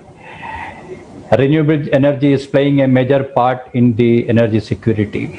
So I have a brief presentation. I don't want to go into the detailing of the climate change aspects. The previous speakers have already talked about. And the Joint Secretary has talked about the various aspects and the policy initiatives that is taken by the government of Philippines. It is very heartening to see that Philippines is really taking very forward-looking steps towards meeting the clean energy goals as well. So let me just open a brief presentation about our capabilities and what we are in India and what are the areas where we can cooperate. We are one company in India which is, we had put our presence in the country for the last 10 years. We are an early player in the country when government of India had taken steps to promote the renewable energy, and as early as 2010-11, government of India had brought in a national solar mission, and that was the starting point of improving or increasing the renewable energy contribution into the energy sector. And we were an early player, and we started with our first project, which was commissioned in 2011. Over the years, in 2012, we commissioned India's largest solar project of 50 megawatt, because those days even 5 megawatt or 10 megawatt was considered as large projects. So we commissioned the first project of 50 megawatt in 2012, and in 2013 we commissioned world's second largest project of 151 megawatt in India. And going forward in 2014-15, we attracted large investments into the company from the international institutional financial bodies like ADB, DG, etc. They invested into the company. And 2016, we became the first company in the country with 1 gigawatt of operational capacity, which we monetized, and we sold the assets to Tata Power. And we started and rechristened our company from Wellspun Energy to Avada Energy in 2016. And then from 2016, we had developed a new platform under which, as of now, we have an operational capacity of 1.4 gigawatt. And we are having a pipeline of another 4,000 megawatt, 3,000 megawatt, adding up to about 4,500 megawatt pipeline as we are having as of today. And we got the investments coming from ADB and DG again, who exited recently, and we got a fresh equity infusion from PTT from Thailand. We are a company, we are not only a developer, we are also a total turnkey EPC service provider, and we have got a center of excellence in delivering the solar as well as wind projects. We have shown our excellence in developing utility scale solar projects, supplying large projects and supplying power to the DISCOMs and various industrial consumers under the open access mode. In the process, we are developing one of the world's largest solar project of 1400 megawatt at a single location in India. And we have also developed wind projects starting from concept, like identifying the site, putting up the wind mast, and doing the entire engineering, procurement, and construction and commissioning, and also the operation of those plants, all by in-house team. So we have developed a center of excellence in delivering all aspects of the renewable energy projects in India. We also developed distributed and microgrid solar projects with the storage facilities. We have developed rooftop projects, and we have also done pilot project in floating solar project, which is a new concept. Our previous speaker talked about the floating solar project that is being developed in Philippines as well. But we have done floating solar projects, and we are currently executing a 2 megawatt floating solar project also in India. And the operation and maintenance of all the RE plants are also being done by our in-house team. So we are an end-to-end service provider for all aspects of the renewable energy.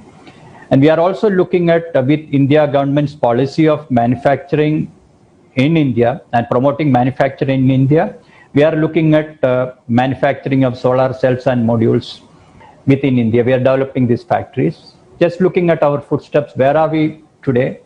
If you look at the picture, we have done projects all over India in all terrains, all territories, on almost all provinces of India. And we have executed and commissioned 2.5 gigawatt of solar and wind projects till today, 1.1 gigawatt by Wellspun, our previous entity, and 1.4 gigawatt by Avada today. And we have a committed pipeline of close to 4,000 megawatt, and we are looking at a target of 5 gigawatt to be commissioned by end of next year. And we are looking at 11 gigawatt to be commissioned as an operational capacity by 2025. We have a mix of customers. We have done projects with the state utilities. We have done projects with the central utilities, and we are also working and delivering energy to the industrial and commercial customers as well. We got some of the dignitaries of the countries visiting some of our plants. On the left, you can see the Honorable Prime Minister of India in one of our projects, and the middle pictures and the right side pictures from some of the union and the state chief ministers visiting our projects. We got investments from ADB, Proparco, DG, and PTT, and we have good relations, banking relations with most of the financial institutions in India. We heard about the story of India. Where Philippines is today was where India was about 8 to 10 years back, and Philippines has come up with very good policies, and India had hardly any capacity about 10 years back. And the good thing was that India came up with enabling policies, and there was a visionary from the government of India who had set in the policies to make sure that we combat the climate change and we promote renewable energy. And India came up with a policy of 175,000 gigawatt capacity to be commissioned by 2022, out of which 96 gigawatt is already commissioned, out of which 42 gigawatt is by wind. And looking forward, we are looking at 450 gigawatt of operational capacity from the RE sector to be done by 2030. The key attributes in the policy making was we had set a long-term vision. For 5 years back, the government has set a vision of 175,000 megawatt to be commissioned, which was very ambitious at that point of time, but government was committed to achieve this target. So the long-term goals of 175 gigawatt by 22 and even more ambitious target of 450 gigawatt by 2030 has really given the stability in the policy, and that made attracting a lot of investments into the renewable energy sector. And this has really helped in investor confidence and putting their money into the renewable sector, making reasonable returns from the sector. There was a lot of thrust on the infrastructure development because the renewable energy projects are generally located in the remote areas of the country. You need to have the evacuation arrangements to take the power from those areas to the load centers. So government parallelly worked on developing the infrastructure to evacuate this power. And there was a very clean and transparent bidding mechanism where the investors and the bidders and the IPPs got confidence that everything is in a very transparent mechanism. So this has really helped us bringing in competition and lowering down the tariffs also. And as a new venture, government is looking at attracting more investments into the manufacturing sector, and government has certain policies which is really helping and enabling investment into the manufacturing sector. All these policy initiatives have helped in bringing down the tariffs from 38 cents in 2011 to 2.67 cents in 2021 as of now, which is one of the world's lowest cost of energy anywhere in the world today. And where India and Philippines, or our company as well as the Philippine companies can collaborate is we can have the technology transfership in the solar equipment manufacturing, development of projects and wind turbines. Offshore is a good opportunity for the Philippines because of an island nation. Floating solar project, our previous speaker talked about floating solar projects. A country with lot of water bodies, this is a good opportunity and option for looking at floating solar projects. As an island nation with thousands of islands in the country, I think rooftop and distributed generating system using solar and storage system will be a good option to look at, and we'll be very happy to engage with the Philippine companies to work on these aspects. Hybrids projects of wind and solar along with storage projects for round-the-clock supply is a good option. Then for rural population, remote areas, looking at microgrids and off-grid grids. So these are the areas where we'll be happy to engage with Philippine companies. More importantly, with the kind of opportunities that is available in India, we look forward to investments by the Filipino companies into the RE sector in India in setting up projects as well as in manufacturing sector. With this, I know that time is a constraint, so I would thank everybody, thank FICCI and the organizers in inviting me, and wish you all the best and looking forward to more collaboration between India and Philippines. Thank you very much. Okay, thank you for that presentation, Mr. Nair. Our next speaker is Mr. Leandro Lavista, who is the President and Chief Executive Officer of Solar Philippines.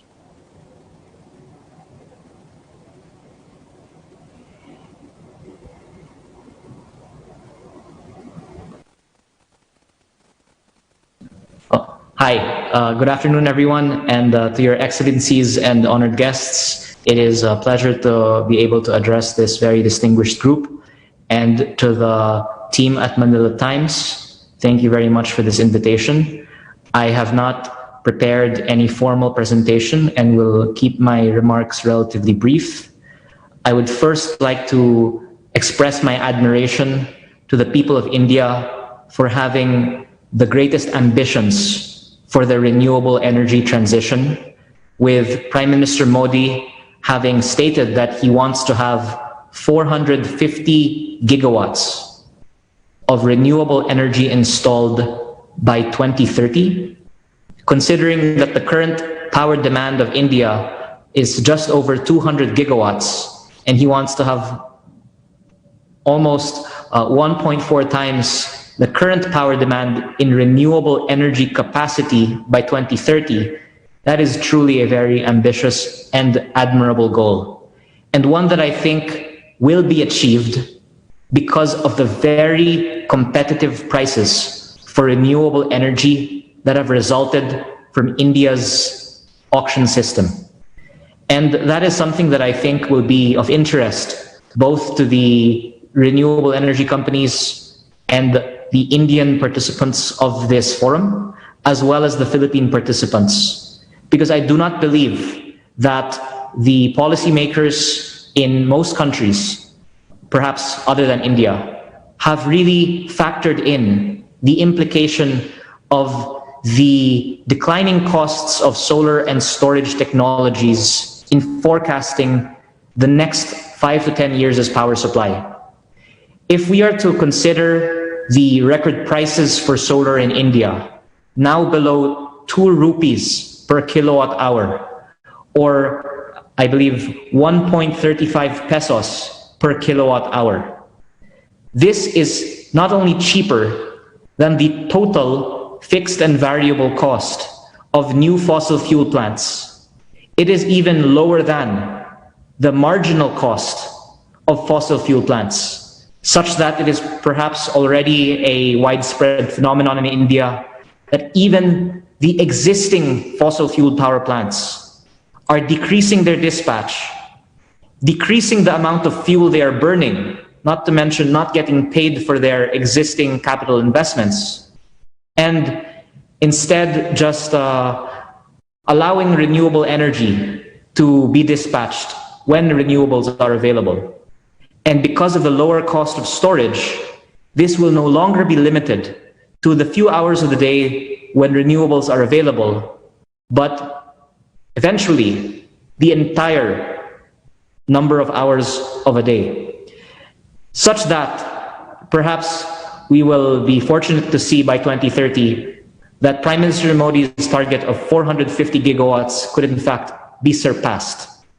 To put this in a Philippine context, if the cost of solar in India is 1 pesos 35 centavos per kilowatt hour, perhaps the adjusted cost of solar in the Philippines, considering certain higher costs here and lower panel efficiencies, would be 2 pesos per kilowatt hour before considering land. Even at that adjusted price, solar in the Philippines is lower than just the fuel and variable costs of all existing fossil fuel plants in the Philippines, bringing into question the sustainability of having a fossil fuel dominated energy mix by 2030. If we apply the same ambition that India has for its energy mix of having more than 40% more in their current peak demand in terms of solar capacity by 2030, with the current peak demand in the Philippines of around 16 gigawatts, we should have at least 22 gigawatts of solar installed capacity by 2030. However, considering that the price of power is higher, perhaps double in the Philippines what it is in India, that the Philippines lacks the huge base of indigenous fossil fuel reserves that is present in India, perhaps the application of the same ambitions of India to the Philippine power industry would mean that there should be many times more, dozens of gigawatts of solar installed capacity in the Philippines by 2030. The constraint for this growth in India, as in the Philippines, is land and transmission. And our company highly admires what the Indian power industry has done to alleviate this constraint by developing solar parks, as I believe they are called in India, some of them by the government, some of them by the private sector, distinct from the ownership of the power plants, but solar parks where any foreign company can get off a plane in India, participate in a competitive auction, and without having developed land and permits themselves, simply avail of the shovel-ready land and permits that have been provided. This reduction in the barrier to entry, I believe, is instrumental in lowering the cost of solar, as India has now achieved, and as we hope the Philippines will achieve. And for our part, we are hopeful that the supply of land and permits for renewable energy projects in the Philippines can follow after the Indian model. Once that supply is available, then perhaps the cost of solar in the Philippines before considering land can indeed go below 2 pesos per kilowatt hour. As far as our company's own interests, we do not have much that we can exchange with the Indian panelists today. Other than that, I should mention we have a module manufacturing facility that we have actually been discussing the supply of solar panels to India for at least the last 3 years, since July of 2018, when the Indian government has applied a tariff on the importation of Chinese and Malaysian solar panels. We have intermittently been approached by Indian companies that have wanted to have alternate sources of solar panels for export to India. And I think as any supplier could attest, it is just challenging to meet the price expectations of Indian solar developers. But should there be any interest for non-Chinese solar panel supply, we would be very happy to discuss collaboration in various forms with any Indian participants here today. But yes, all that being said, the whole world is benefiting from the great strides that India is taking to increase the scale of solar development, because that scale is helping drive down the cost that all of us, even here in the Philippines, will benefit from once the costs will make solar with storage the most competitive source of power in the coming years. Thank you. Okay, thank you very much, Mr. Leviste. Our next speaker is Mr. Shivanand Nimbargi, who is the Managing Director and Chief Executive Officer of Ayana Renewable Power from India. Sir, welcome. Yeah, thank you, everyone. Good afternoon, His Excellency, Ambassadors of India and Philippines, and the distinguished audience on the call. It's been quite interesting to listen to the participants so far. As can be noted from the various speakers, I think India, Philippines have a lot in common, and there's a huge focus in terms of growing the renewable energy capacity in both the countries. And a lot of steps in terms of regulations and policies are being taken by both the countries on how to further enhance and continue to grow. First, let me start with giving a little bit brief about Ayana and where it stands and what its ambitions are. Ayana is a company which was initially founded and started in India in 2017 by CDC Group, which is a sovereign fund of government of UK in 2017. Thereafter, we had a National Infrastructure Investment Fund and Green Growth Energy Fund coming into the company. As we speak today, National Infrastructure Fund, which is supported by Government of India, is the majority investor, followed by CDC of UK. Collectively, we have raised about 725 million so far and continue to drive the growth. As we speak, Ayana has a total capacity of about 1.5 gigawatt operating plus construction. Our immediate stated objective is to get to about 10 gigawatt by 2025, and we would like to be a major contributor in the renewable energy growth in the country. Our focus areas are on all technologies, right from solar to wind to hybrid, and we are also looking at some of the hydro opportunities going forward. And our ambition is to grow the company both organic and inorganic wise. While a lot has been talked about data and potential, I would just like to briefly focus on, what could be, since both the excellencies are there on the call, there could be a potential between the two countries to look at some kind of a bilateral cooperation on the renewable energy, growth prospects that the country has on a lot of areas. Like, from the earlier participant, I heard that, there was a possibility of utilizing the modules coming out from China, from Philippines to India, given the restrictions of China and other things. India is now focused in terms of being self-reliant on manufacturing as per the Atmanirbhar program, announced by Honorable Prime Minister Mr. Narendra Modi. Under that, we have taken huge initiatives to increase the manufacturing capacity. So already India is quite established on the wind manufacturing with, earlier on Suzlon we had the presentation, and there are other manufacturers in the country with huge capacities being there, and a lot of the turbines today are getting exported. And plus, with the stated program on the solar side, India is set to become a major hub on the solar panel manufacturing too, with huge capacities coming up in multi-gigawatt capacities.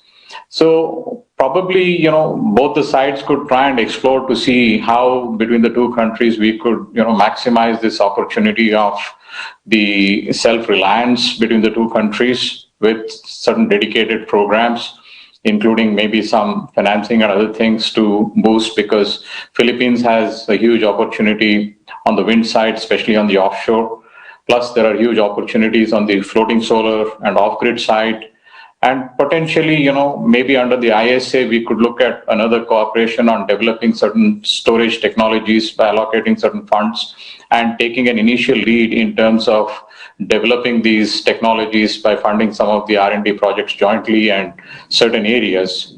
So all these efforts will eventually help benefit both the countries in terms of, first is leading the technology, and second, obviously, once you are taking a leadership position in the technology, followed by having indigenous manufacturing, obviously will lead to cost competitiveness and establish a framework of continuously developing the technology and leading, on that. I think that's where, I would like to, just put a few points, because most of the other things have actually been covered. So this kind of a cooperation can help both the countries and take leadership position in driving the renewable energy growth for both the countries. Thank you. Okay, thank you, sir. Our next guest is one who joined us for the last forum on renewable energy, Mr. Charlie Aiko, who is the president of WeGen Philippines. Thank you. Thank you very much, Ben, and good afternoon to everybody. It is really an honor for me to be a part of this conference. So what I'm going to share to you this afternoon are two things to explain what we are doing as a company and how we can possibly work together. Next slide, please. So this is where we are, and it was explained earlier. If you look at the trajectory from the year 2003 and then even on 2008, when the Renewable Energy Act was passed, you can see that the percentage of renewable energy in the total energy mix of the Philippines has gone down considerably. And then it's because of the tremendous rise of coal. And as mentioned earlier by our previous speakers, the target of the Philippines is to be at least 35% renewable energy in our energy mix by 2030. But I think, as Mr. Liveste has explained earlier, the price of solar, wind, and storage has gone down tremendously, that I think it is possible that we can go beyond that. So, next slide, please. As a company, we have to ask ourselves, because we are inspired by the encyclical of Pope Francis, Laudato Si, which is to care for our common home. We ask ourselves based on where we sit. And we look at the two scenarios. Are we going to go into large solar farms or rooftop solar? These are two approaches. And we said, which one will respond better to the challenges of energy sustainability, reliability, and affordability?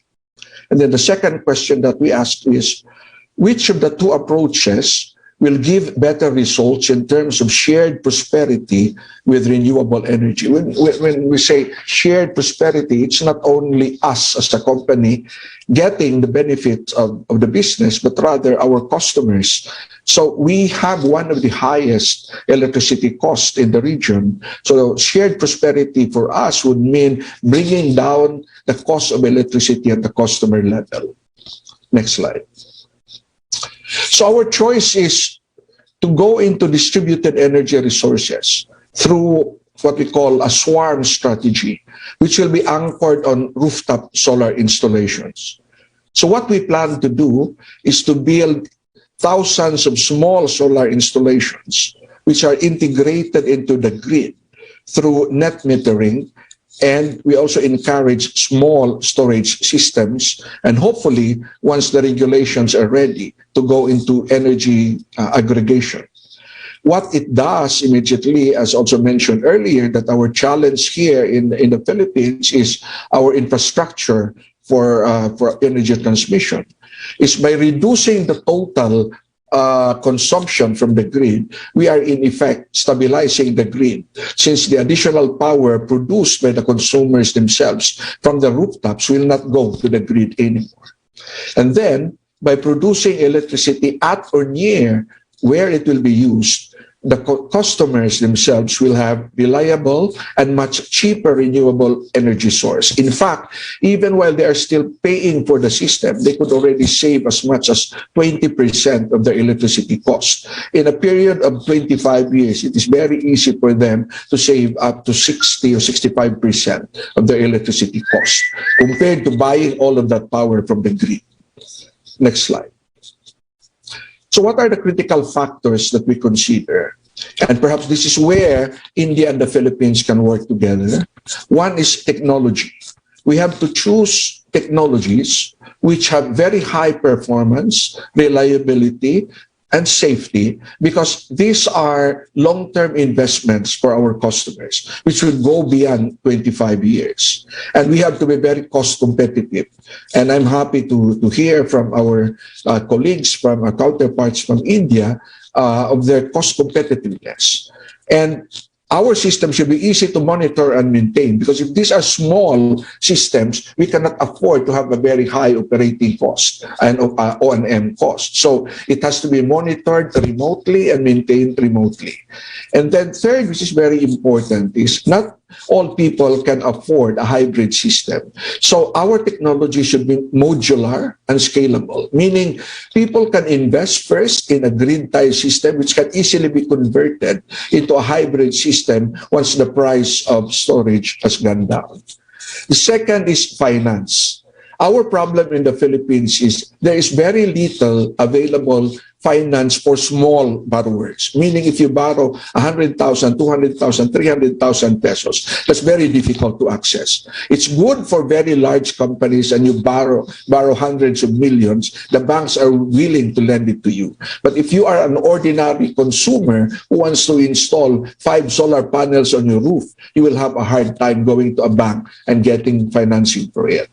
So that is perhaps where we can get the financial muscle of India to help the Philippines. And we also need a robust collection system and using online platforms. And we know that India is very good in terms of technology, in terms of IT. And we can also partner with distribution utilities.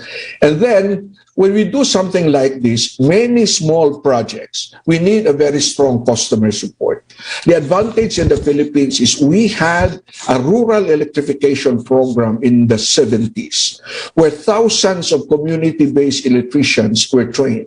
We can do the same, but this time we will be training solar PV installers who will also be the one who can do quick operations and maintenance. And we need a network of outlets and distribution centers where people can go and buy high-quality solar PV components. Next slide. So do we have enough roof? We have 23.9 or 24 million rooftops by 2020. Even if we only touch 40% of that, at 10 million, and install the minimum of maybe 2 kilowatts of the 10 million, we are talking of a potential of 20 gigawatts. And if we are very slow in doing that, and we implement that in 20 years, that's a potential of 1 gigawatt per year. So there is so much opportunity for us to share. And we would like to invite more players because that's the only way we can create a movement and get excitement in the market. Next one. So we need to have synergy with the big players and micro solar installations because, for example, as mentioned by Abuitis, they are now going into storage. And if we can use their storage where we can store excess electricity from our rooftop installations, then that is an example of synergy. Next slide. So we can build on each other's strengths. I have begun using an Indian-made motorcycle, Royal Enfield, and you can see there my contact details. Thank you very much for this opportunity. Okay, thank you, Mr. Aiko. Always interesting to hear from you. Our next speaker is Mr. Devin Narang, who is the country head of Syndicatum Renewable Energy India. Thank you very much. Good morning, good afternoon, everybody. Excellencies, pleasure to have met all of you on this webinar. Philippines Ambassador to India and our Ambassador to Philippines, who I've had the opportunity of meeting when he was in Berlin. many, many years ago. Ladies and gentlemen, members of the press, Manila Times, thank you very much for inviting me. I'll give a 20-second introduction of Syndicatum. Syndicatum is an owner, developer, investor of renewable energy projects. As we speak, we have 130 megawatts of projects in Philippines, or solar projects in Philippines.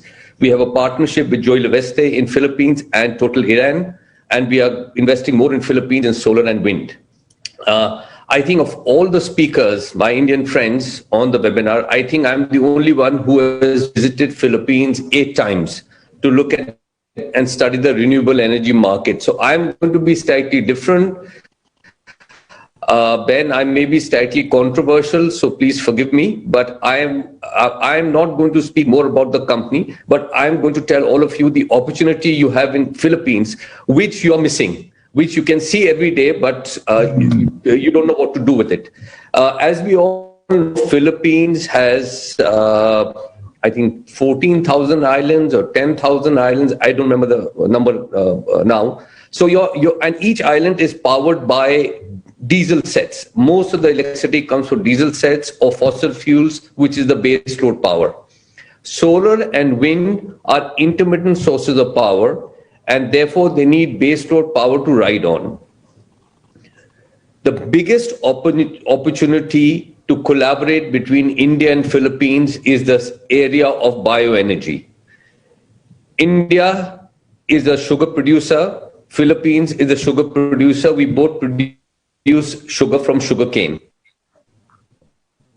I have had the opportunity to travel extensively in Philippines, and when I was driving from Makati past the Clark's air base, I saw sugarcane fields and I saw farmers burning the cane to get the leaves off so that they could move the sugarcane to the sugar mills. I then went and met the sugar mill owners, and I was actually horrified to see that the technology being used by sugar mills in Philippines is what India used 30 to 40 years ago. Now, what your farmer is doing is burning renewable energy. So what Philippines needs to do, in my opinion, apart from wind and solar, and I'm not talking about wind and solar because enough has been spoken by the previous speakers, is to have a good bioenergy policy. India can help Philippines in providing boilers, which I'm sure Thermax will talk about, and turbines, which are high pressure turbines. Now, what is the advantage if you set up a sugarcane, which is bagassed, and a biomass, agri-waste generating boilers and turbines? One, that this is base load power, which is available 24/7, 365 days of the year, or 330 days of the year, giving a month for cleaning and maintenance. On this base load power, solar and wind can ride. So every 1 megawatt of bioenergy or bagasse-based power produced or biomass-based power produced is equal to, you need 4 megawatts or 5 megawatts of solar power, because these plants run at 90% PLF and solar plants run at 20% PLF. So that's one. The land requirement for 1 megawatt of solar, you require 3 to 4 acres. For 1 megawatt of bioenergy, you don't require too much land. It can be housed inside a sugar mill, or it can be housed separately. All the pollution which is created by burning agri-waste or bio-waste, it could be paddy straw, rice husk, or whatever you name it, can be burnt in these boilers. So you save pollution, you save the environment. You don't need land, much of land. It is politically correct because the farmers get paid for a waste which they are burning. So that's another advantage. The other thing is that India and Philippines can actually collaborate in this area. India can provide all the technology which is required. I am very familiar with the existing laws in Philippines where foreign companies are not allowed to construct and you need to have a local joint venture. Fair enough. You want to promote local industry, that's fine. India can provide you with the equipment. We have the qualified engineers. We can train your people. We can train your engineers. And this could be really a game changer for Philippines. Now, the other advantage Philippines has is that your rate of interest is, I think, 6%. In India, the construction rate of interest is much higher. So what you need to do is that you need to have a policy. Philippines needs to have a policy which suits its own requirement. You cannot copy paste. You need to take the best, as has been explained by my previous Indian speakers, of policies which have been formulated in India. You need to evolve them and fit it into a Philippines model, because wind is something which is terrific. You have different climatic conditions. I've experienced typhoons in Philippines, heavy rainfall in Philippines, and therefore your plans and strategy in Philippines has to be what is suitable for your country. You just cannot sometimes put windmills in areas where there's going to be extensive typhoons, or you have solar modules which will blow off. But if you have bioenergy plants, you can set up these 5, 7, 8 megawatts baseload power plants, even in the islands where you have a transmission issues. I have seen your islands, because you have a large island, but you cannot move electricity because you need to transmit electricity from the main island to another island. And that is expensive, that is costly. So in conclusion, I would like to say that we can collaborate. India has been producing power. We are the largest producer of sugar in the world. We have the technology. We have everything available. You can just pick it up. Happy to have more discussion on this in the Q&A. And of course, I'm not shying away from solar and wind, which will be there. But you need a combination of all technologies, including geothermal, to make sure that your dependence on fossil fuel goes away. And the next thing what Philippines should focus, which the world is focusing, is storage. Storage will be a game changer. I personally feel, Ben, that 10 years from now, you would store electricity in a battery which would be the size of a mobile. See how computers have shrunk, and you have computing power in your watch. So when storage becomes affordable for both Indians and Filipinos, that will become a game changer, because you can really move the battery storage. You can charge this battery somewhere and move it from island to island, home to home. That will be a game changer in the next 5 to 10 years. So wait for battery storage costs to come down, because it is not possible for you to connect all islands to transmission lines from a baseload power station. Happy to get into any Q&A. I did not want to make a formal presentation, but I just wanted to air some thoughts, because this is one area which is good for farmer, good for politicians. They get votes because the farmers get paid. So I believe that Philippines should have a very strong bioenergy policy, and we from India are happy to contribute any suggestion your government of Philippines need through the ambassador's office. We are happy to contribute. Thank you very much. Thank you for that. I think that's some things that people here needed to hear. Our next speaker is Mr. Jeffrey Caranto, who is the president of the National Geothermal Association of the Philippines.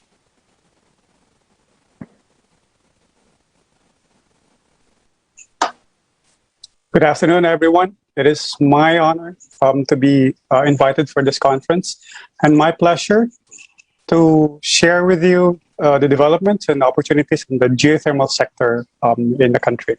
Let me just quickly share my screen. I have prepared a few slides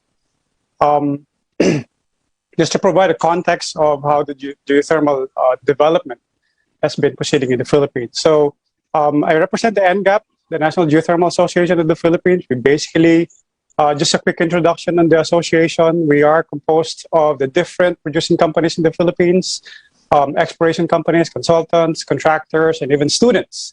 So we basically represent the industry. We collaborate a lot with the government, especially with the Department of Energy, in advancing geothermal development in the country.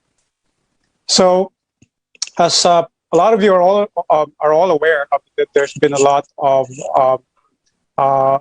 mention on geothermal development in the Philippines a while back. And the Philippines now ranks number 3. We used to be number 2, next to the US, but Indonesia has surpassed us for the last couple of years. And despite that, we're still in number 3 in terms of total ranking. As far as the energy mix of the Philippines is concerned, you see in the graph on the right that geothermal accounts for about 7.6%. Now, this is in 2019. This significantly has been reduced, as shown by the earlier speaker, primarily because of the dominance of coal and also of oil. You see there that solar and hydro have a significant increase in terms of total generation. But if you take a look at the total mix, we still have a long way to go as far as renewable energy is concerned. So as far as geothermal, we started back in the 1970s because of the oil crisis. And then we started increasing the installed capacity in the 90s. And that was maintained until now. We're close to 2,000 megawatts. And with the passing of the Renewable Energy Act in 2008, 2009, there's quite a number of private investors and private developers that have explored and actually put in some power plant units in the Philippines. Now, the map on the right just shows the different geothermal power installations in the Philippines. The Macban and Tiwi are both owned by Philippine Geothermal Production Company and the Boites Power. The 32 megawatt Maybarara is owned by Maybarara Geothermal, and the rest of the power plants in the Visayas and Mindanao, close to 1,200 megawatts, are owned by Energy Development Corporation. Now, it's significant to note that when the RE law was passed in 2009, that is when we also saw a number of exploration drilling by private companies. And like I said, the number of installations, there was in 2014, the first unit of Maybarara was put online. This is a 20 megawatt installation. And then EDC also added additional 30 megawatt by transferring one of their power plants in Masulo.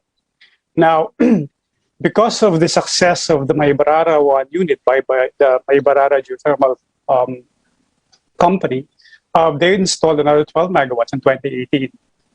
And so now they total 32 megawatts. Now, as far as the other exploration areas are concerned, there were a lot of drilling, Biliran, several wells were drilled in Montelago and Mabini, but unfortunately, those projects did not push through to power plant development yet.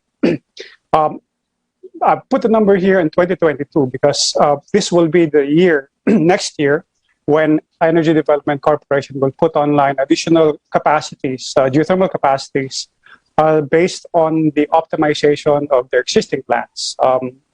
29 megawatts for the Palayang Bayan binary power plant, and about 3.6 megawatts binary power plant for Mindanao 3 in Mount Apo. So these are ongoing projects. Construction are in place, and we expect to see those online before the end of next year.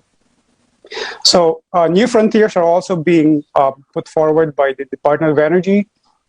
Very recently, they just conducted an open and competitive bidding for both for 5 projects, and we note some of the high temperature and moderate temperature systems such as Daklan and Putinglupa, which are of great interest to some of the bidders. Now, if we take a look at the Philippines, I mean, the technology has been, a mature technology because we've developed this baseload resource since the 1970s. And if you take a look at the factors that drive the growth of geothermal in the Philippines, one of that obviously is the renewable energy laws, who are all aware. We still have a number of geothermal resources in the Philippines. A lot of the high temperature systems have been developed and explored. However, there's still quite a few that can be further explored. We're now focusing our efforts also on low enthalpy systems because that's a vast resource that hasn't been tapped yet. And also because of the number of volcanoes that we have in the Philippines, that the acid systems is also something that we may consider, if the projects become economical in developing the systems. As far as technology is concerned, I'm proud to say that the Philippine companies have been spearheading the growth in terms of new technologies. Companies here have been managing the decline rates of the geothermal reservoirs. Most of the fields are producing have been producing for the last at least 40 years, and we will continue to see production from this sustainable production from these fields. Reservoir management has been based on best practices, both from the local and international practices, and we've been spearheading some innovations on problems that are specific to Philippines, such as anti-scaling agent, because we need to address silica and calcite, for example, use of corrosion-resistant alloys, and other innovations that are homegrown because they have to be addressed by these companies. Since the Philippines have been in geothermal for quite some time, obviously human resources, competent human resources are abound in the country. And you can find this in other consulting groups, professionals that are consulting professionals that have retired from existing companies or from or even from the academy. So as far as I mentioned about other geothermal resources in the country, this is a map of the Department of Energy that shows the different sites in the Philippines. These are just some of the few.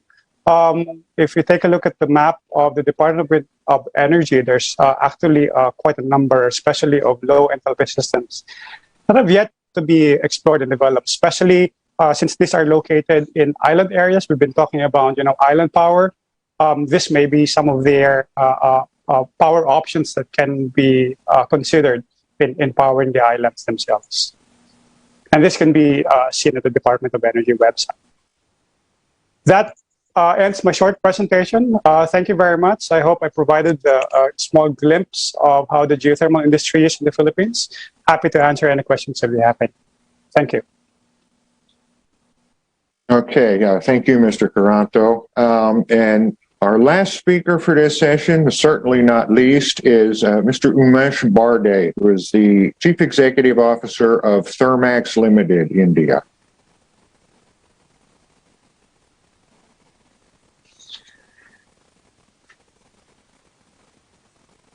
Good afternoon. All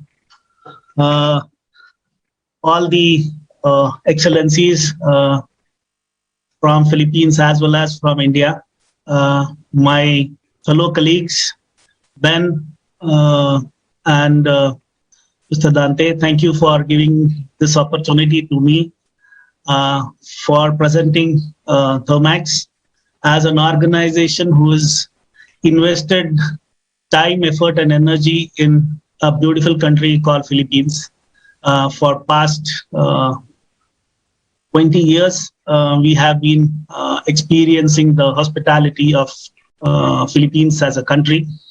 I would like Ben to project our presentation if he has. Ben? Okay, somebody have that for us? I had shared that. Anyway, I will try and share that. There we go. Okay, yeah. We got it now. Yeah, we can. I can cut short the presentation about Thermax. We have already covered it in the film which we showed. Then I would like to move to slide number 13, which talks about our presence in Philippines, and building on what Mr. Devin Narang was saying about harnessing the biomass and bioenergy available in the Philippines for an extremely useful need.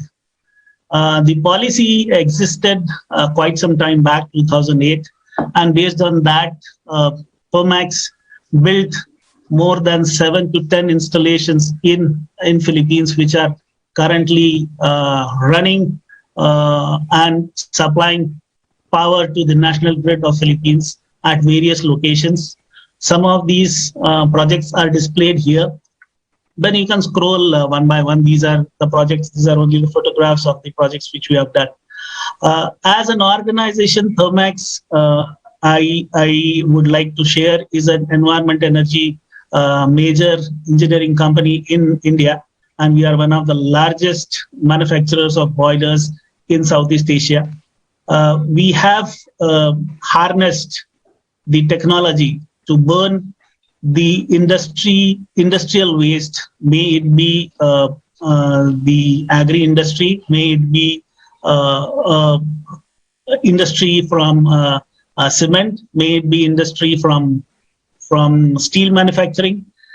All these energies actually can be harnessed and converted into a useful use for sustainable growth of the industry as well as the country.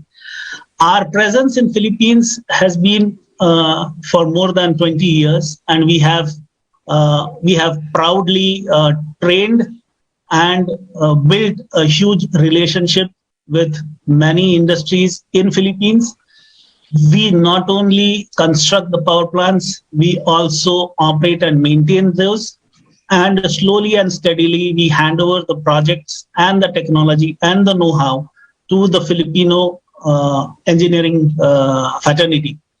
Our investment into Philippines has been largely from a point of view of sustenance of the existing biomass and various industrial waste which are available from any industry as such. Our experience based on our association with many industries helps us to build such sustainable solutions, not only for the industry, but also for the entire mankind. Today, I am very proud to share that we have projects which normally would, which are using the least amount of water into their plants by using air-cooled condensers. We have reduced the requirement of water, which is going to be a major issue as we go ahead in the industry. Not only biomass, we have also harnessed solar energy. We have already built close to about a megawatt of rooftop plants in Philippines. We are also present in India for rooftop solar.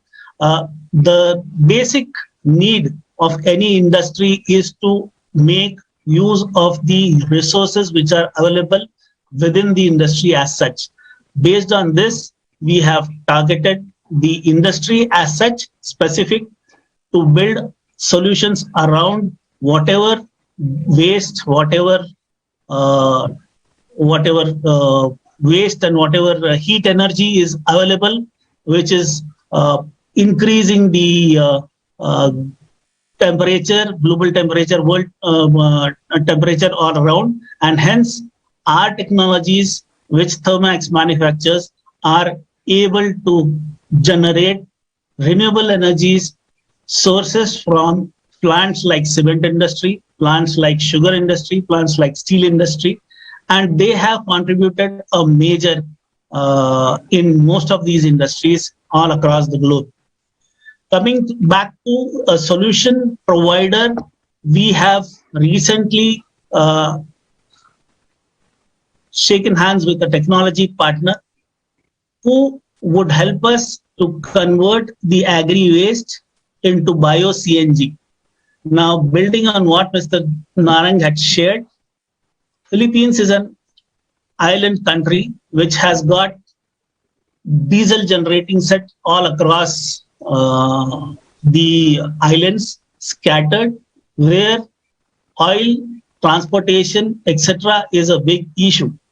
Having studied that, we have now a technology which can convert cellulosic, lactosic, industrial or agricultural waste into bio-CNG, which can be fired, co-fired along with oil, diesel in diesel generating sets, which can be easily installed in a record time of 8 to 10 months of time, and can give sustainable solution replacing the basic fossil fuels. As a commitment to the environment, we also are in continuous struggle to build technologies which can utilize the industrial waste which are generated from various other industries. For example, but if you can scroll down, I would like to share some of the solutions which we have given. Just go down a bit. These are our experiences. You just go down. We have worked with a company called Nestle, which discards its coffee waste into the stream. Now, we use this coffee waste to produce steam as well as power for its sustenance into the industry.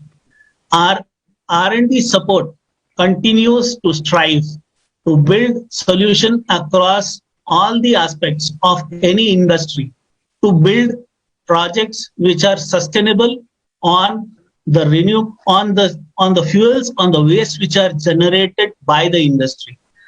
Building plants of bigger nature, yes, we have done. We built coal-based power plants as well, up to 300 megawatts. But as a contribution to maintain or sustain the energy and environment of the world, we have done a very important project in India, which is based on solar thermal technology, which actually replaces the coal consumption during the daytime. And this has been built for a very big power producing company in India called the National Thermal Power Corporation, wherein we have configured a plant along with the solar thermal unit, wherein our part of the steam is generated by this solar thermal plant, and it replaces a huge amount of coal during the daytime. Further, building on our capabilities to make energy more sustainable into the world, we are now developing software wherein we will be able to give a solution to the industry which will ensure that the least cost of the energy is put to the maximum utilization with software algorithms which are produced, which will be produced by Thermax, along with some of the excellent software engineers from institutes like IIT, etc. So these will help our clients to utilize the most cost-effective energy source. Today, most of the industries have multiple sources of energy within their plant, so that they can decide which is the least cost energy produced and which can be harnessed for their betterment and for their use as such. Go ahead, Ben, can you just go forward? These are some of the installations which we have built across various Southeast Asian areas, Southeast Asian countries. The biggest being as the most important installation being in Colombia, which is one of the largest gas-fired boiler in a sugar industry in Colombia. This is a unique technology which has never been tried till today in the industry. Going forward, we have a huge potential to look at multiple sources of energy being produced from a biomass plant, a solar rooftop, a solar thermal, and also a fossil fuel based plant to be configured, wherein we will be building a system which will ensure that the plant which is set up can give a sustainable solution at the least cost to the user as such. With this, I would like to conclude my presentation on Thermax. These are some of the installations which are on various industrial waste, when you can scroll down for the benefit of the people. Vinas as spent wash, which is an extract of sugar industry, which is used for power generation. Like,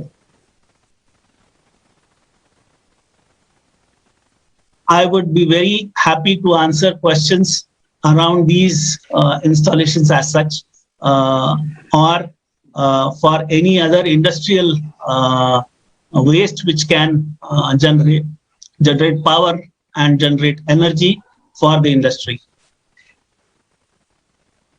Thank you.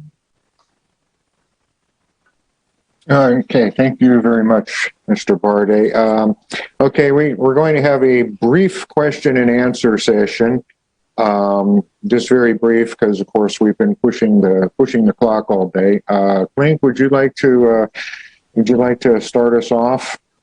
Sure. Let me just say also that, for the questions that we can't get to today, we will be sending those to the speakers or the resource persons attending here today. But Ben signaled to me I'm limited to one question, so let me cheat a bit and ask a compounded question to our ambassadors here.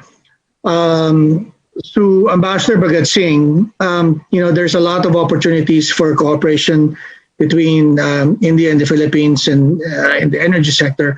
I'm just wondering where you think that can begin, or what would be the priority. And for Ambassador Kumaran, maybe if you can tell us, it was interesting that you mentioned the MOU. I was wondering if you can give us an idea of, what needs to happen so that can get started. So maybe Ambassador Bhagat Singh first, where can we begin this energy cooperation? Well, my question should be answered first by Ambassador Kumaran, because we need the MOU. We need a working paper. We need the terms of reference. And not just the holistic macro approach between our two countries, but more specifically to cover B2B. Okay, so the framework will be made in the MOU, and we hope that can be signed. Now, when we become a member of the International Solar Alliance, that will pave the way and open the platform for all the discussions on solar. And there's so many options available. 88 countries are members of the ISA, and they've all been very pleased and very happy with the support and assistance that they got from India. So we finalized that, and then once you have B2B, which is what is happening right now with some of the companies involved, especially on biomass, etc. So we can provide all the assistance needed on the part of the embassy, and I'm sure DTI and the Department of Energy will pave the way for the policies and the directions and the rules and regulations that all these companies will have to get into. So I guess in a short way, that answers your questions. But rest assured that the embassy will provide all the possible assistance needed for whatever on the macro level and on a B2B level. Thank you, Dante. Thank you, Ambassador, for that. There's really so much things that we would like to ask you about, including political questions, of course. But I think we need to schedule a roundtable interview just for you. So please expect us to reach out to you and schedule that. Ambassador Kumara, the MOU. Ambassador Bhagat Singh said that it starts there. Give us an update, please. Yeah, so we've been negotiating this MOU for some time. We've more or less finalized the text. It's, I think, currently resting with the Philippines Department of Foreign Affairs for their legal scrubbing. We hope to be able to sign that very quickly. And once we sign that, we'd like to have the first meeting of the joint working group. And therein we can have a structured exchange of, policies and programs and what we're doing in India and what you're doing in the Philippines, and also give some visibility to our companies as to the opportunities there. But let me take this opportunity just to answer the second part of your question. That's the important question. One is the G2G track through the MOU, and we'll pursue that. Then I think the B2B track, the business-to-business track, is very important. And I want to thank everyone for wonderful presentations. And what comes through very clearly is that there are opportunities to source from each other. There's equipment, there's material that can be sourced by our companies from each other. There's an opportunity to invest in each other's projects. I think this is already happening, but it can happen in a bigger way. We can share technologies. We can also look at jointly developing some R&D projects jointly at the company-to-company level. We can also participate in projects, either jointly or individually in each other's country. So there's a very vast pipeline of activity that can happen. And I want to just reflect on a few specific points that came up. It's good to meet Mr. Narang again after about 2 decades. I think the Bioenergy project, what we have now is we have introduced a very small pipeline of grant-funded Indian projects, development projects in the Philippines. These are what we call quick impact projects. And under that, perhaps we could look at the Bioenergy as a project, as a pilot project, and we can work with the local government unit in one of the islands to see if we can just, do a pilot to showcase what's possible.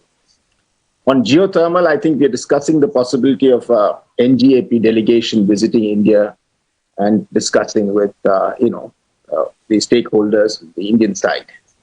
And lastly, as I was mentioning in my remarks, we'd be very happy to do a very large wind or solar farm, solar park project in the Philippines, funded with a soft loan from India's Exim Bank. And that would be something that can really scale up the cooperation and have a large impact. I also noticed on the Q&A box a couple of questions about solar water pumping systems, and we'll be quite happy to answer any specific questions of any companies. And just like to offer, as did Ambassador Bhagat Singh, the embassy as a partner. My colleague, Ms. Nishikant Singh, who heads the commercial section, has been working hard at all these conferences.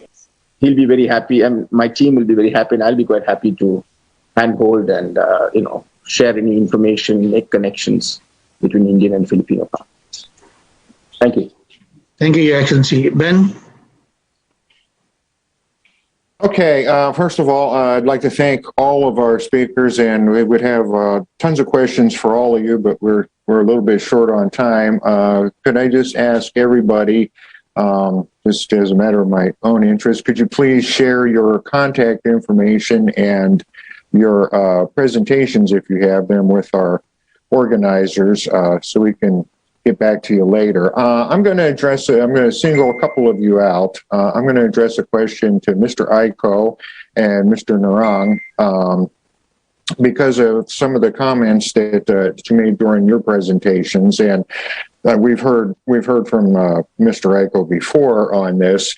What do you, from your respective positions from India and from the Philippines, what do you see, the both of you, as the biggest obstacle to more uptake of renewable energy here in the Philippines, and along with that, the biggest obstacle to more Indian-Philippine cooperation on renewable energy? Mr. Devin, you want to start? Yeah, sure. Look, Ben, I think the obstacle is just in the mind. When I went to, and I'll do 10-second analogy. When I came to Makati for the first time, I went to the museum and I saw the historical links Philippines had with India. It's very well documented in photographs in the museum. So it's a question of mindset. It's a question of mobility for people to reach Philippines and understand the opportunity which that country offers. Unfortunately, the direct flights have stopped. Forget the COVID period or pandemic period. So one has to either go through Singapore or Hong Kong. So there is a time period to get there. I believe that there is a tremendous opportunity to get Indian skills, Indian experience to Philippines, and Philippines needs to adapt that to suit their conditions. for example, the per ton acreage of sugarcane in Philippines is 110 tons. In India, it's still at 80 tons. So that's an opportunity. Trade has to be both ways. It just can't be one way. It has to be both ways. And one has to find that sweet spot to actually make sure that if we want a better world for our children, for our grandchildren, then we need to go renewable. And we need to get rid of coal. We need to have a base load power. It could be tidal waves in Philippines. We could learn from them. It could be a number of things. So I think under our ambassador, we should have a joint working group, or we should create a renewable energy forum between the two countries, who should meet regularly, either on webinar or physically when time permits, and exchange ideas so that a proper technology flow can take place from both sides. Okay, Mr. Aiko, you want to? All right, thank you. I'll put it into a context so that it's easy to understand. Let's take Mindoro as an example, because I think for the Philippine side, we know that Mindoro is just off southern Luzon, and it has a huge power problem. They're experiencing almost a daily brownout there. Now, I agree with the idea that there is an opportunity to put up a base load there using biomass, for example, using technology. But the other approach to do that, to complement that approach, is to have these massive installations on rooftops of the residences and buildings all over Mindoro, which would be affordable to individual households. So if I would say, for example, that it's only 2 kilowatts per house, and it's 80,000 per kilowatt peak, that's 160,000. The problem then is that if each one of them will go to a bank and borrow, there's no big bank who is willing to lend this money, for the simple reason that it is too expensive for the bank to lend out small loans. That's just how big banks operate. So how can we solve this? Small players like us and other small installers like us can do all the installation. We can source technology from India. The technologies that we would need would be, of course, the solar modules, the solar panels, inverters and microinverters, mounting system, if we can get that in India. But very important is, if we will have an opportunity to aggregate all of this and transfer all our receivables, all our assets to one company, a yieldco, which is like the real estate investment trust in the real estate company. If we put all our receivables there, and we use the Indian financial muscle, okay, to buy that receivables or those assets which already have predictable income stream, then we can easily move to other new projects. It's like this. And then the second one, which really caught my attention, is the idea of storage. It's very expensive right now to do storage on a per house basis. It is available, but it is still expensive. But we can talk of a community battery, a community storage. If we are familiar with the electricity system in the Philippines, remote areas, remote communities organize themselves into what we call the Barangay Power Association, in which there is a mother meter from the electric cooperative, and they have sub-meters per house. You can imagine that if we put a community storage there, where all the excess electricity from each house will be stored, okay, it can be distributed within that company.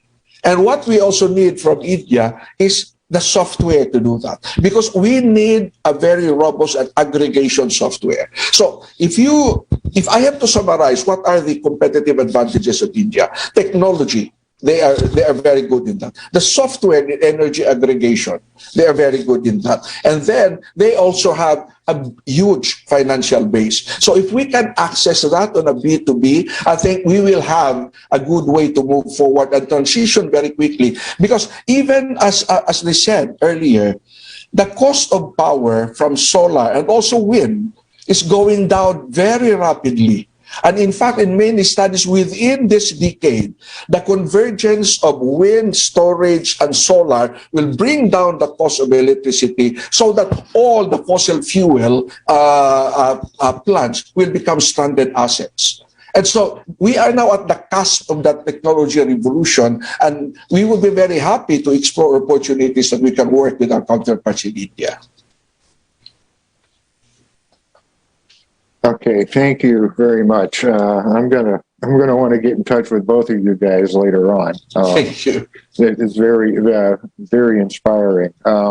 Frank, do we want to move on to the next part of our I'm afraid we will have to, because we're limited by time. I myself would like to ask Mr. Narang about what he said about the Philippines being 30 years behind India. Quite fascinating there to ask him details about that. But what we'll do is that we will forward your questions to the relevant speakers here, and I hope that if you share with us your email addresses, that this can be also the beginning of continuing conversation, perhaps offline. But at this point, I'd like to move on to the final leg of our program today, and kicking that off is a message from the Secretary of Department of Trade and Industry, His Excellency Ramon Lopez. Can we please play his recorded message? Ladies and gentlemen, a good afternoon to you all. We'd like to thank the conference organizers, Manila Times, for inviting us to speak before you today on opportunities for trade and investment between India and the Philippines, focusing on renewable energy.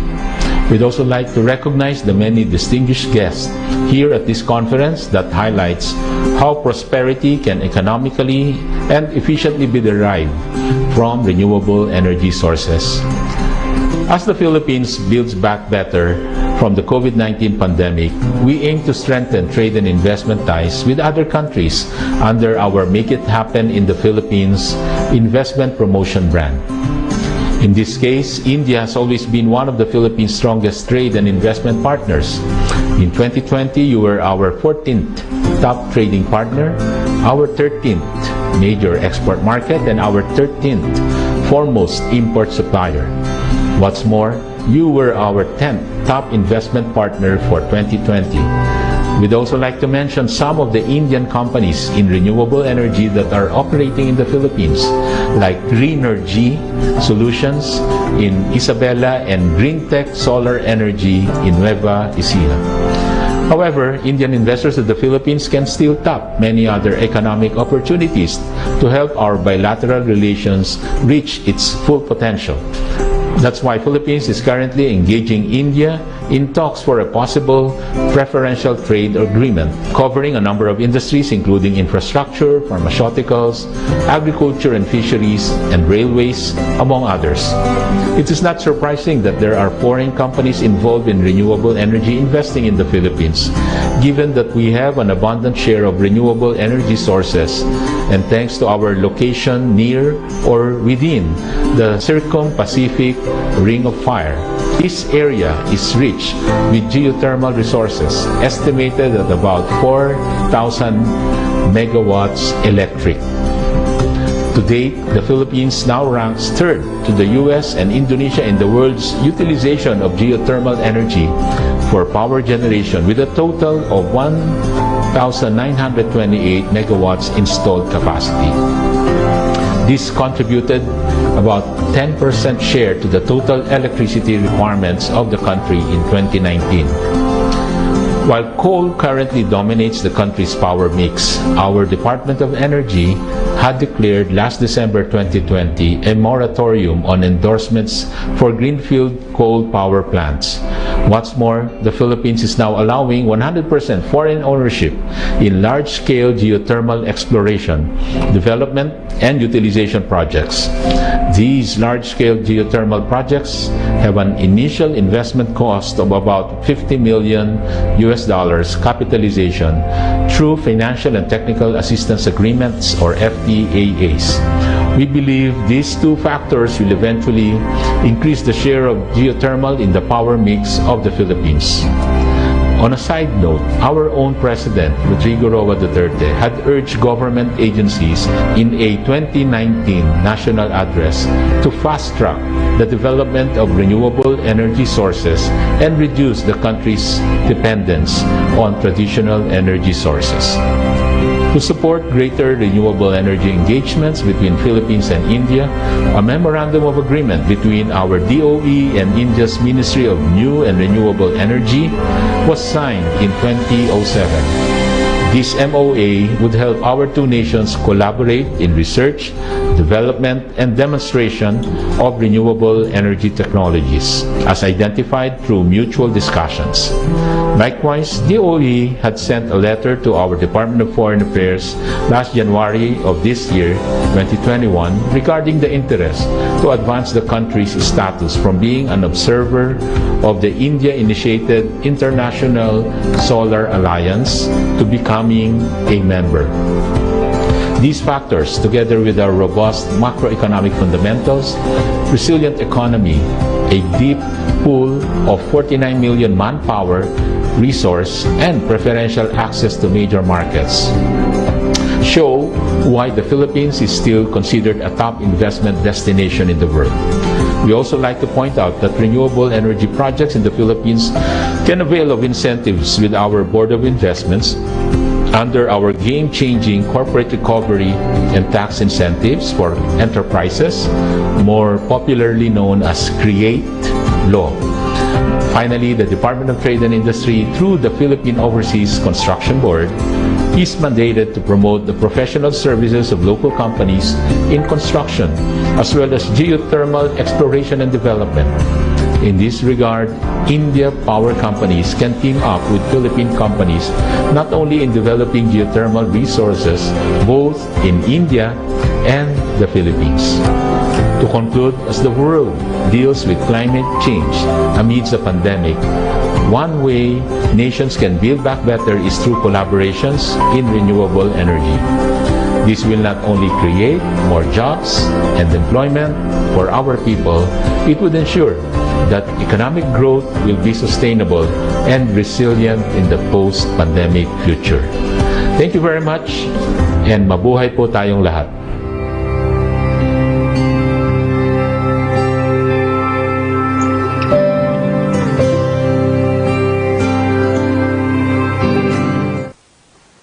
Thank you, Secretary Mon Lopez of the Department of Trade and Industry.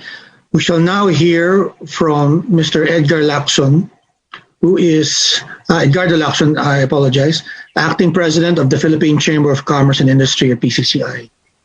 President Lacson? Good afternoon and thanks, Dante. On behalf of PCCI President Ambassador Benedicto B. Rico and the entire Chamber movement, I would like to congratulate and thank all the presenters, our partners and friends who have generously shared their expertise and experience today.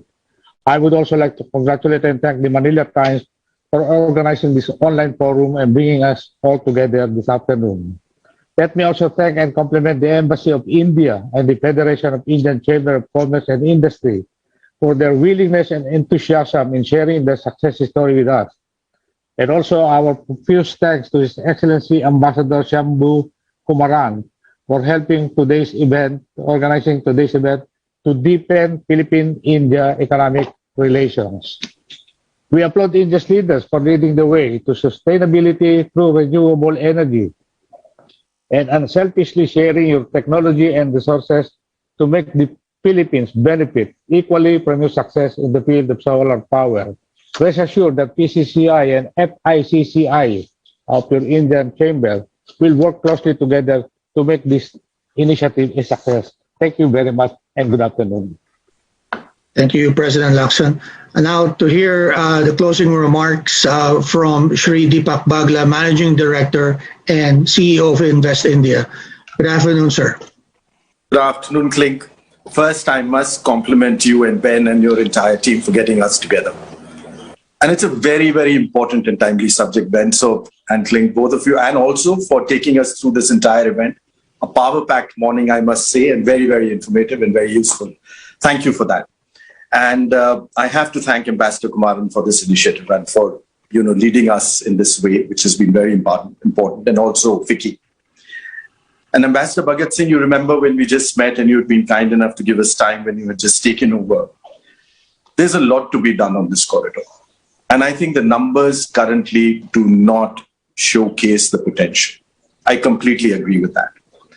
And in fact, just a few years ago when the Board of Investments of Philippines and Invest India together signed the MOU, one of the areas we had looked at where we see immense potential, and we looked at about 7, 8 of those areas, which were food processing, IT, construction, auto, services, tourism.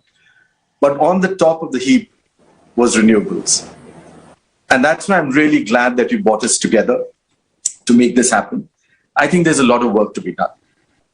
And from our side, I must say that we are committed. And what I mentioned to Ambassador Bhagat Singh to show our commitment, we have a special dedicated team in Invest India to support any investment on this corridor. And they will provide complete hand-holding from showcasing the opportunity to helping you with your business plan, to getting you all government approvals, and to actually grounding the investments. We've heard all morning that especially in the renewable power sector, there is immense potential and complementarity. But let me add one big pillar to that one. And Kling, what I'm referring to here is the strength of our two economies is on frugal innovation. And this is a sector which is seeing one of the fastest disruptions in history. And the idea here now is how do we bring both our innovations and our startups together to share their solutions and also to work together to create the best solutions which are not just for the people of Philippines and people of India, but for the entire world. So one of the things we are suggesting on that one is that obviously we have this MOU with the Board of Investments of Philippines, and we can take this off right away. But the other one which we've done is that Invest India, the International Solar Alliance, and the World Association of Investment Promotion Agencies, we have a tripartite agreement where Invest India is now initiating a common platform where we will bring in all solutions and startups of the world together. The innovation, so as to speak, from which we can all benefit. So it will be a solutions platform which we are working on together, and Invest India is taking it on. And here I would like to see that we can have a far greater engagement with our friends, colleagues, and the business captains, especially in the Philippines, and work together on that one. So I have taken a lot of notes from the morning today and the afternoon. I will not take too much time because we are beyond it. There is much to do, but I do want to thank each and every one of you for sharing your views, for showing us the complementarity, for showing us the way ahead. And we are there to support it in each and every possible way. We just a click away, investindia.gov.in, and you will have a dedicated relationship manager working with you. Thank you again, Clint. Let me take it back to you. And thank you again for getting us together. Namaskar. Thank you, Mr. Bagla. And yes, I hope that this will be the beginning of more conversations to follow, perhaps starting with renewable energies. But as you said, many other opportunities can be explored. Now, our last speaker for the day, who will give a vote of thanks, is Mr. Nishikant Singh, the First Secretary for Economic and Commerce of the Embassy of India. Mr. Singh? Thank you, sir. It is my privilege to deliver the vote of thanks for today's business conference on shared prosperity with renewable energy, opportunities for India-Philippines engagement. The event, which has been jointly organized by the Embassy of India in Philippines in coordination with Manila Times and FICCI. I take this opportunity to extend our heartfelt gratitude to all our distinguished leaders, excellencies, industry leaders, and participants for attending the event today and for making it a successful event. I thank Manila Times and FICCI in organizing this event, and I even take this opportunity to thank Invest India, DTI, Department of Energy, PCCI in making this event a success. So thank you, sir. Namaste. Mabuhay. Thank you, Mr. Singh. Well, that wraps up our program for today. It's been quite a long one, but full of substance. Ben, thank you very much for moderating this event with me. And of course, my special appreciation goes to the Embassy of India in Manila. We could not have done this without you. And as I said, we hope that this will be the beginning of more conversations to follow between the Philippines and India. Thank you, everyone. And good afternoon and good day to you. Thank you. Thank you. Thank you.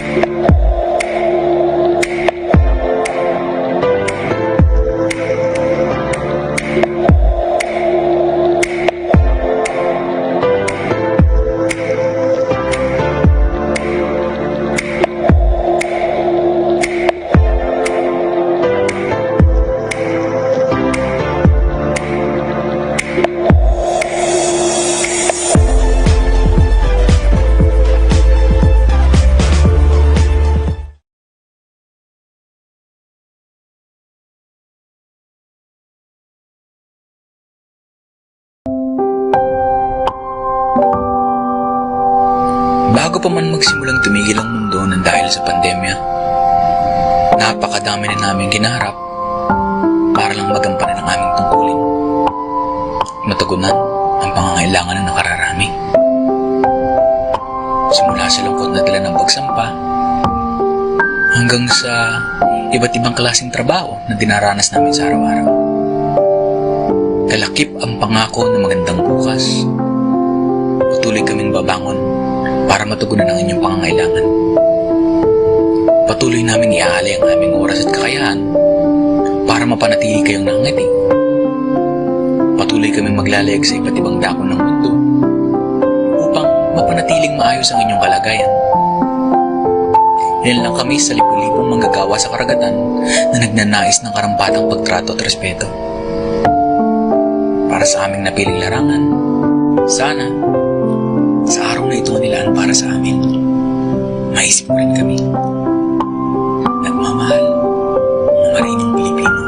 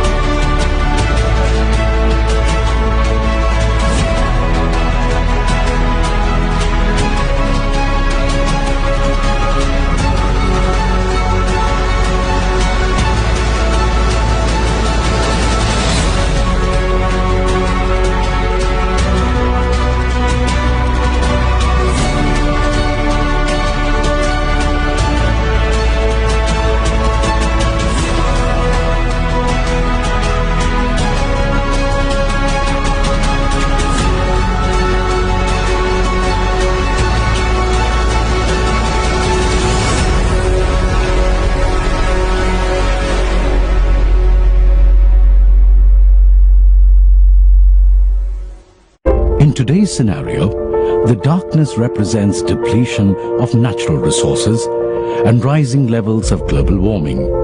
And to ward it off, we simply need to harness the light in the form of clean, abundant, and ever so sustainable solar energy. The solar industry, which was hitherto propelled by utility-scale projects, has now started seeing a surge in adoption by government institutions, office buildings, factories, stadia, carports, educational institutions, residential complexes, and independent households. India is also contributing in a big way by opting for solar-powered water pumps. In fact, India is the third fastest growing nation in terms of solar energy generation, and leading India right from the forefront with technology, innovation, and over 3 decades of experience is India's largest and most trusted brand, Tata Power Solar. Power Solar specializes in high-efficiency photovoltaic cell and module manufacturing and comprehensive EPC solutions. Using our core strengths in manufacturing, we produce one of the highest efficiency solar cells and modules. As the operator of the largest solar power plant in India using indigenously manufactured cells and modules, Tata Power Solar has been able to develop and improve on its operational expertise with each successive project, enhancing its output per watt rate substantially. Many commendable projects today stand testimony to our success, spanning multiple countries from Northern America, Europe, UK and Asia. The first floating solar system built on twin ponds with a capacity of 1.4 megawatt at Nellore is a splendid example. Using the power of the sun, our pumps ensure dawn-to-dusk operations with consistent year-on-year water output. Through grid connectivity, farmers also enjoy the twin benefits of using solar power for agriculture, as well as generating income by exporting the excess power back to the grid.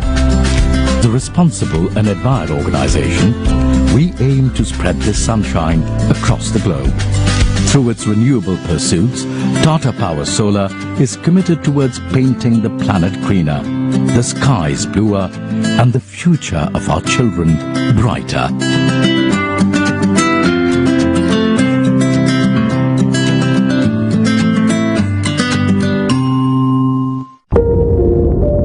Meet the source of life on land and the sea.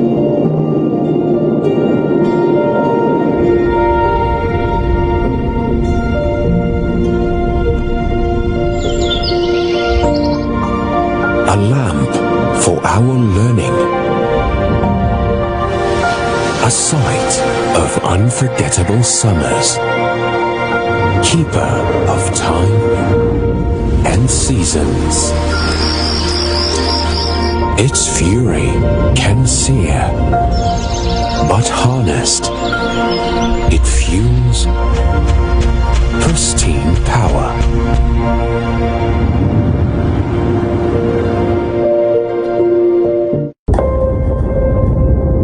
Behold, one of the greatest forces on earth.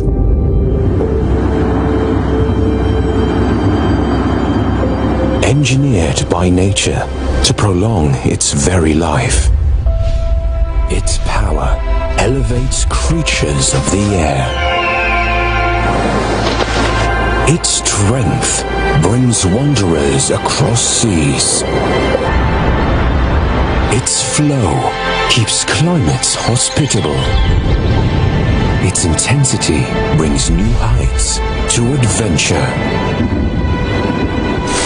And its brute force can be transformed into silent power.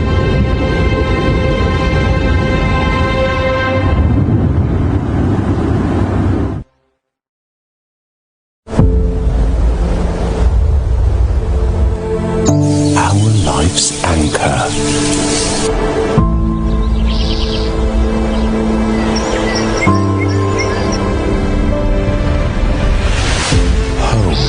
To Earth's creatures, our natural playground, source of our nourishment, cleanser of air, protector of land, our ally against disaster.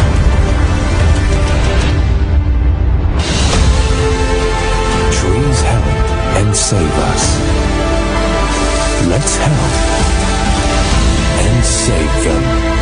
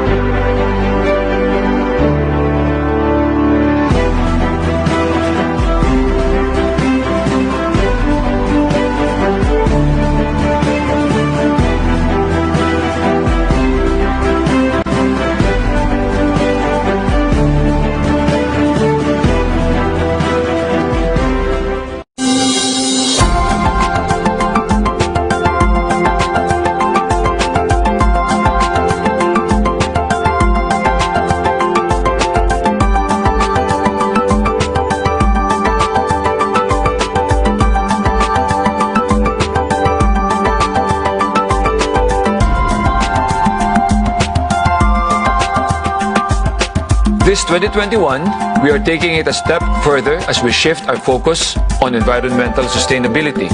We will invest in more renewable energy projects, both here and abroad, while making sure we still have the right balance for baseload capacity as we strive to fulfill our commitment to powering the country's growth and helping fight climate change. We are focused on reaching an almost 50-50 balance between our clean energy portfolio and thermal capacities that will ultimately address the energy trilemma of availability, cost efficiency, and sustainability.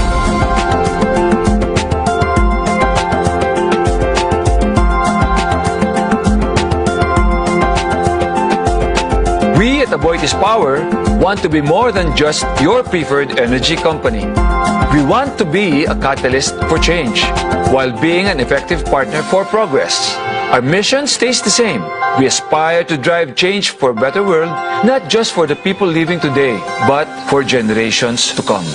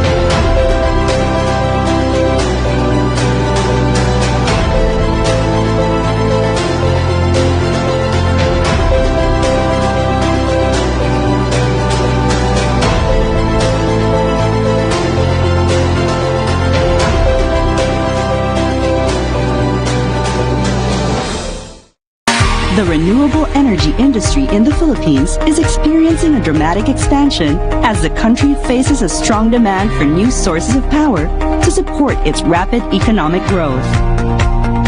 With abundant sunlight, increasingly affordable technology, and growing investor interest, the solar energy sector is poised to take advantage of these opportunities.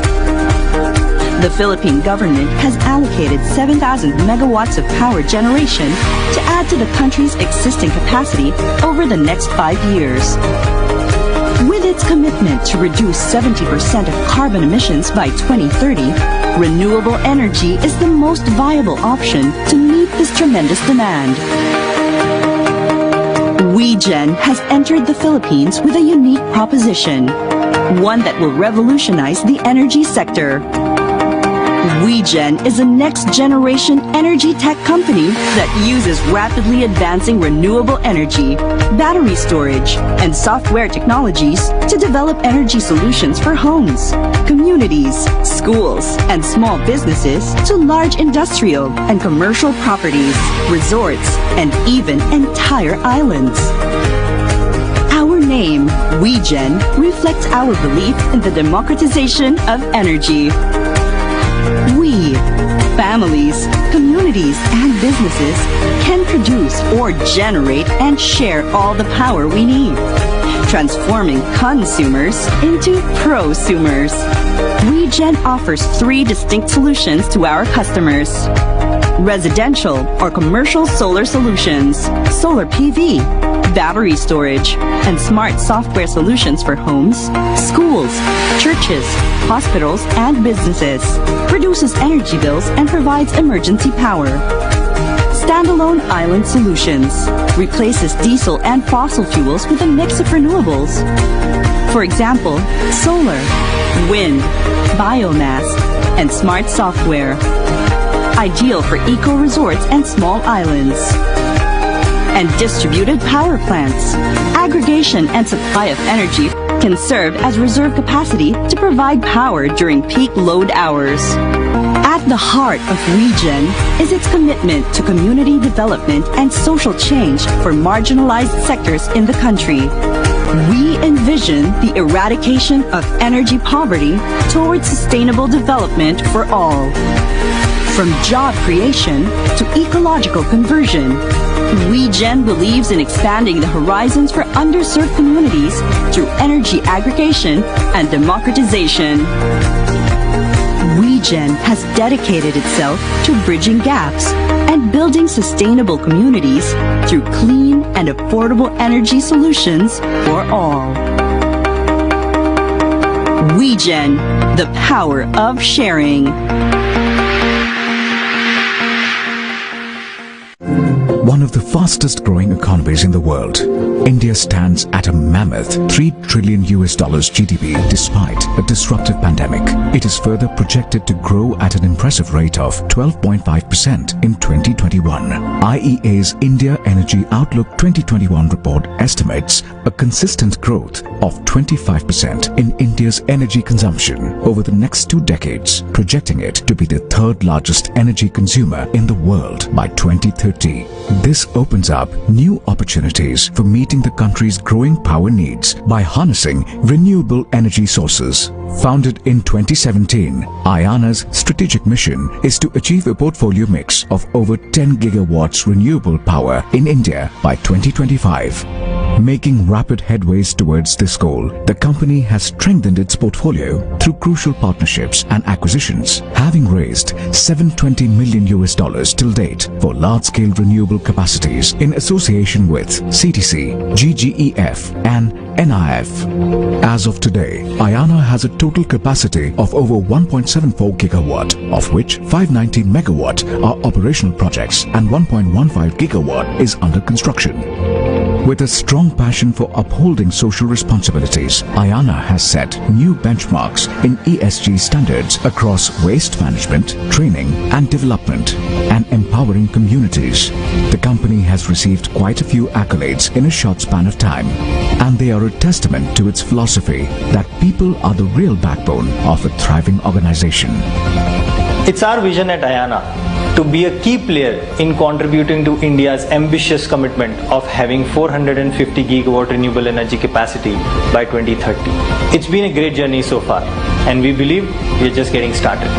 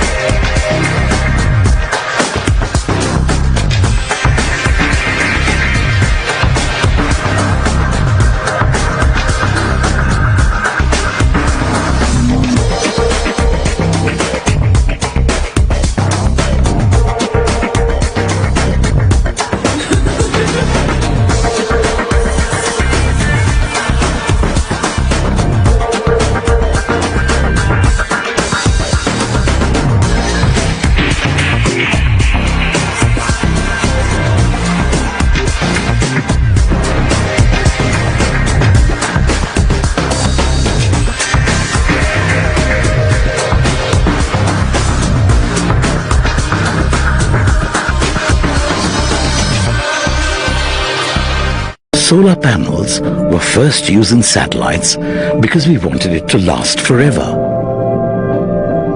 Otherwise, the batteries would wear out. Do we have the ability to solve this crisis? Fortunately, the exciting answer to this question is also yes. अगर हम development environment friendly नहीं करते हैं, विकास और प्रकृति पर्यावरण की रक्षा नहीं करते हैं, तो विकास हमारे लिए भी संकट बन सकता है. Avada is a leading builder of renewable energy projects in India. We have built complex solar and wind power projects aggregating to over 1.1 gigawatt capacities across diverse geographies.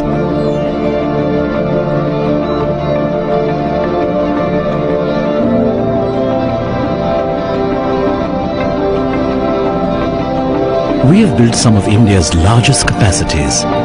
We were the first in the country to build a 1 gigawatt solar portfolio.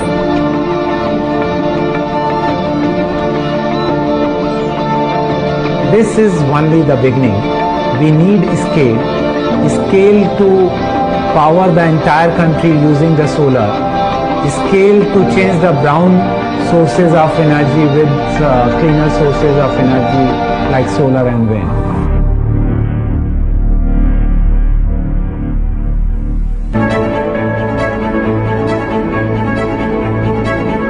Thanks to our amazing engineering, procurement and construction team, we have managed to do the solar project and wind project in a very economical and sustainable fashion.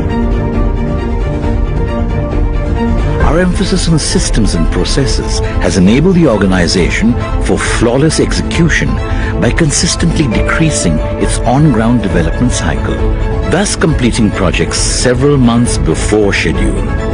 We have pioneered solar power solutions, both in terms of plant size and total installation capacity, helping bring the solar tariff closer to grid parity. The plants we have built were numbered among those with the highest efficiency in India. We are showing the world that solar energy is not only sustainable form of energy, but investing in solar can be profitable too. With our strong EPC execution capabilities and project portfolio, we had managed to build a competitive advantage through already locked-in land banks, long-term signed MOUs, PPAs with state utilities. We have drawn investors like Asian Development Bank, General Electric Capital and DG from Germany for our past projects.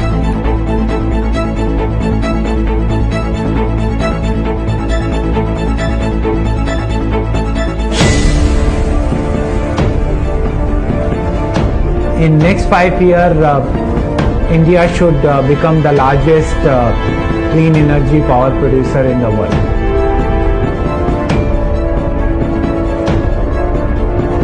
We need to be responsible because in the coming years, India is going to be a major manufacturing hub for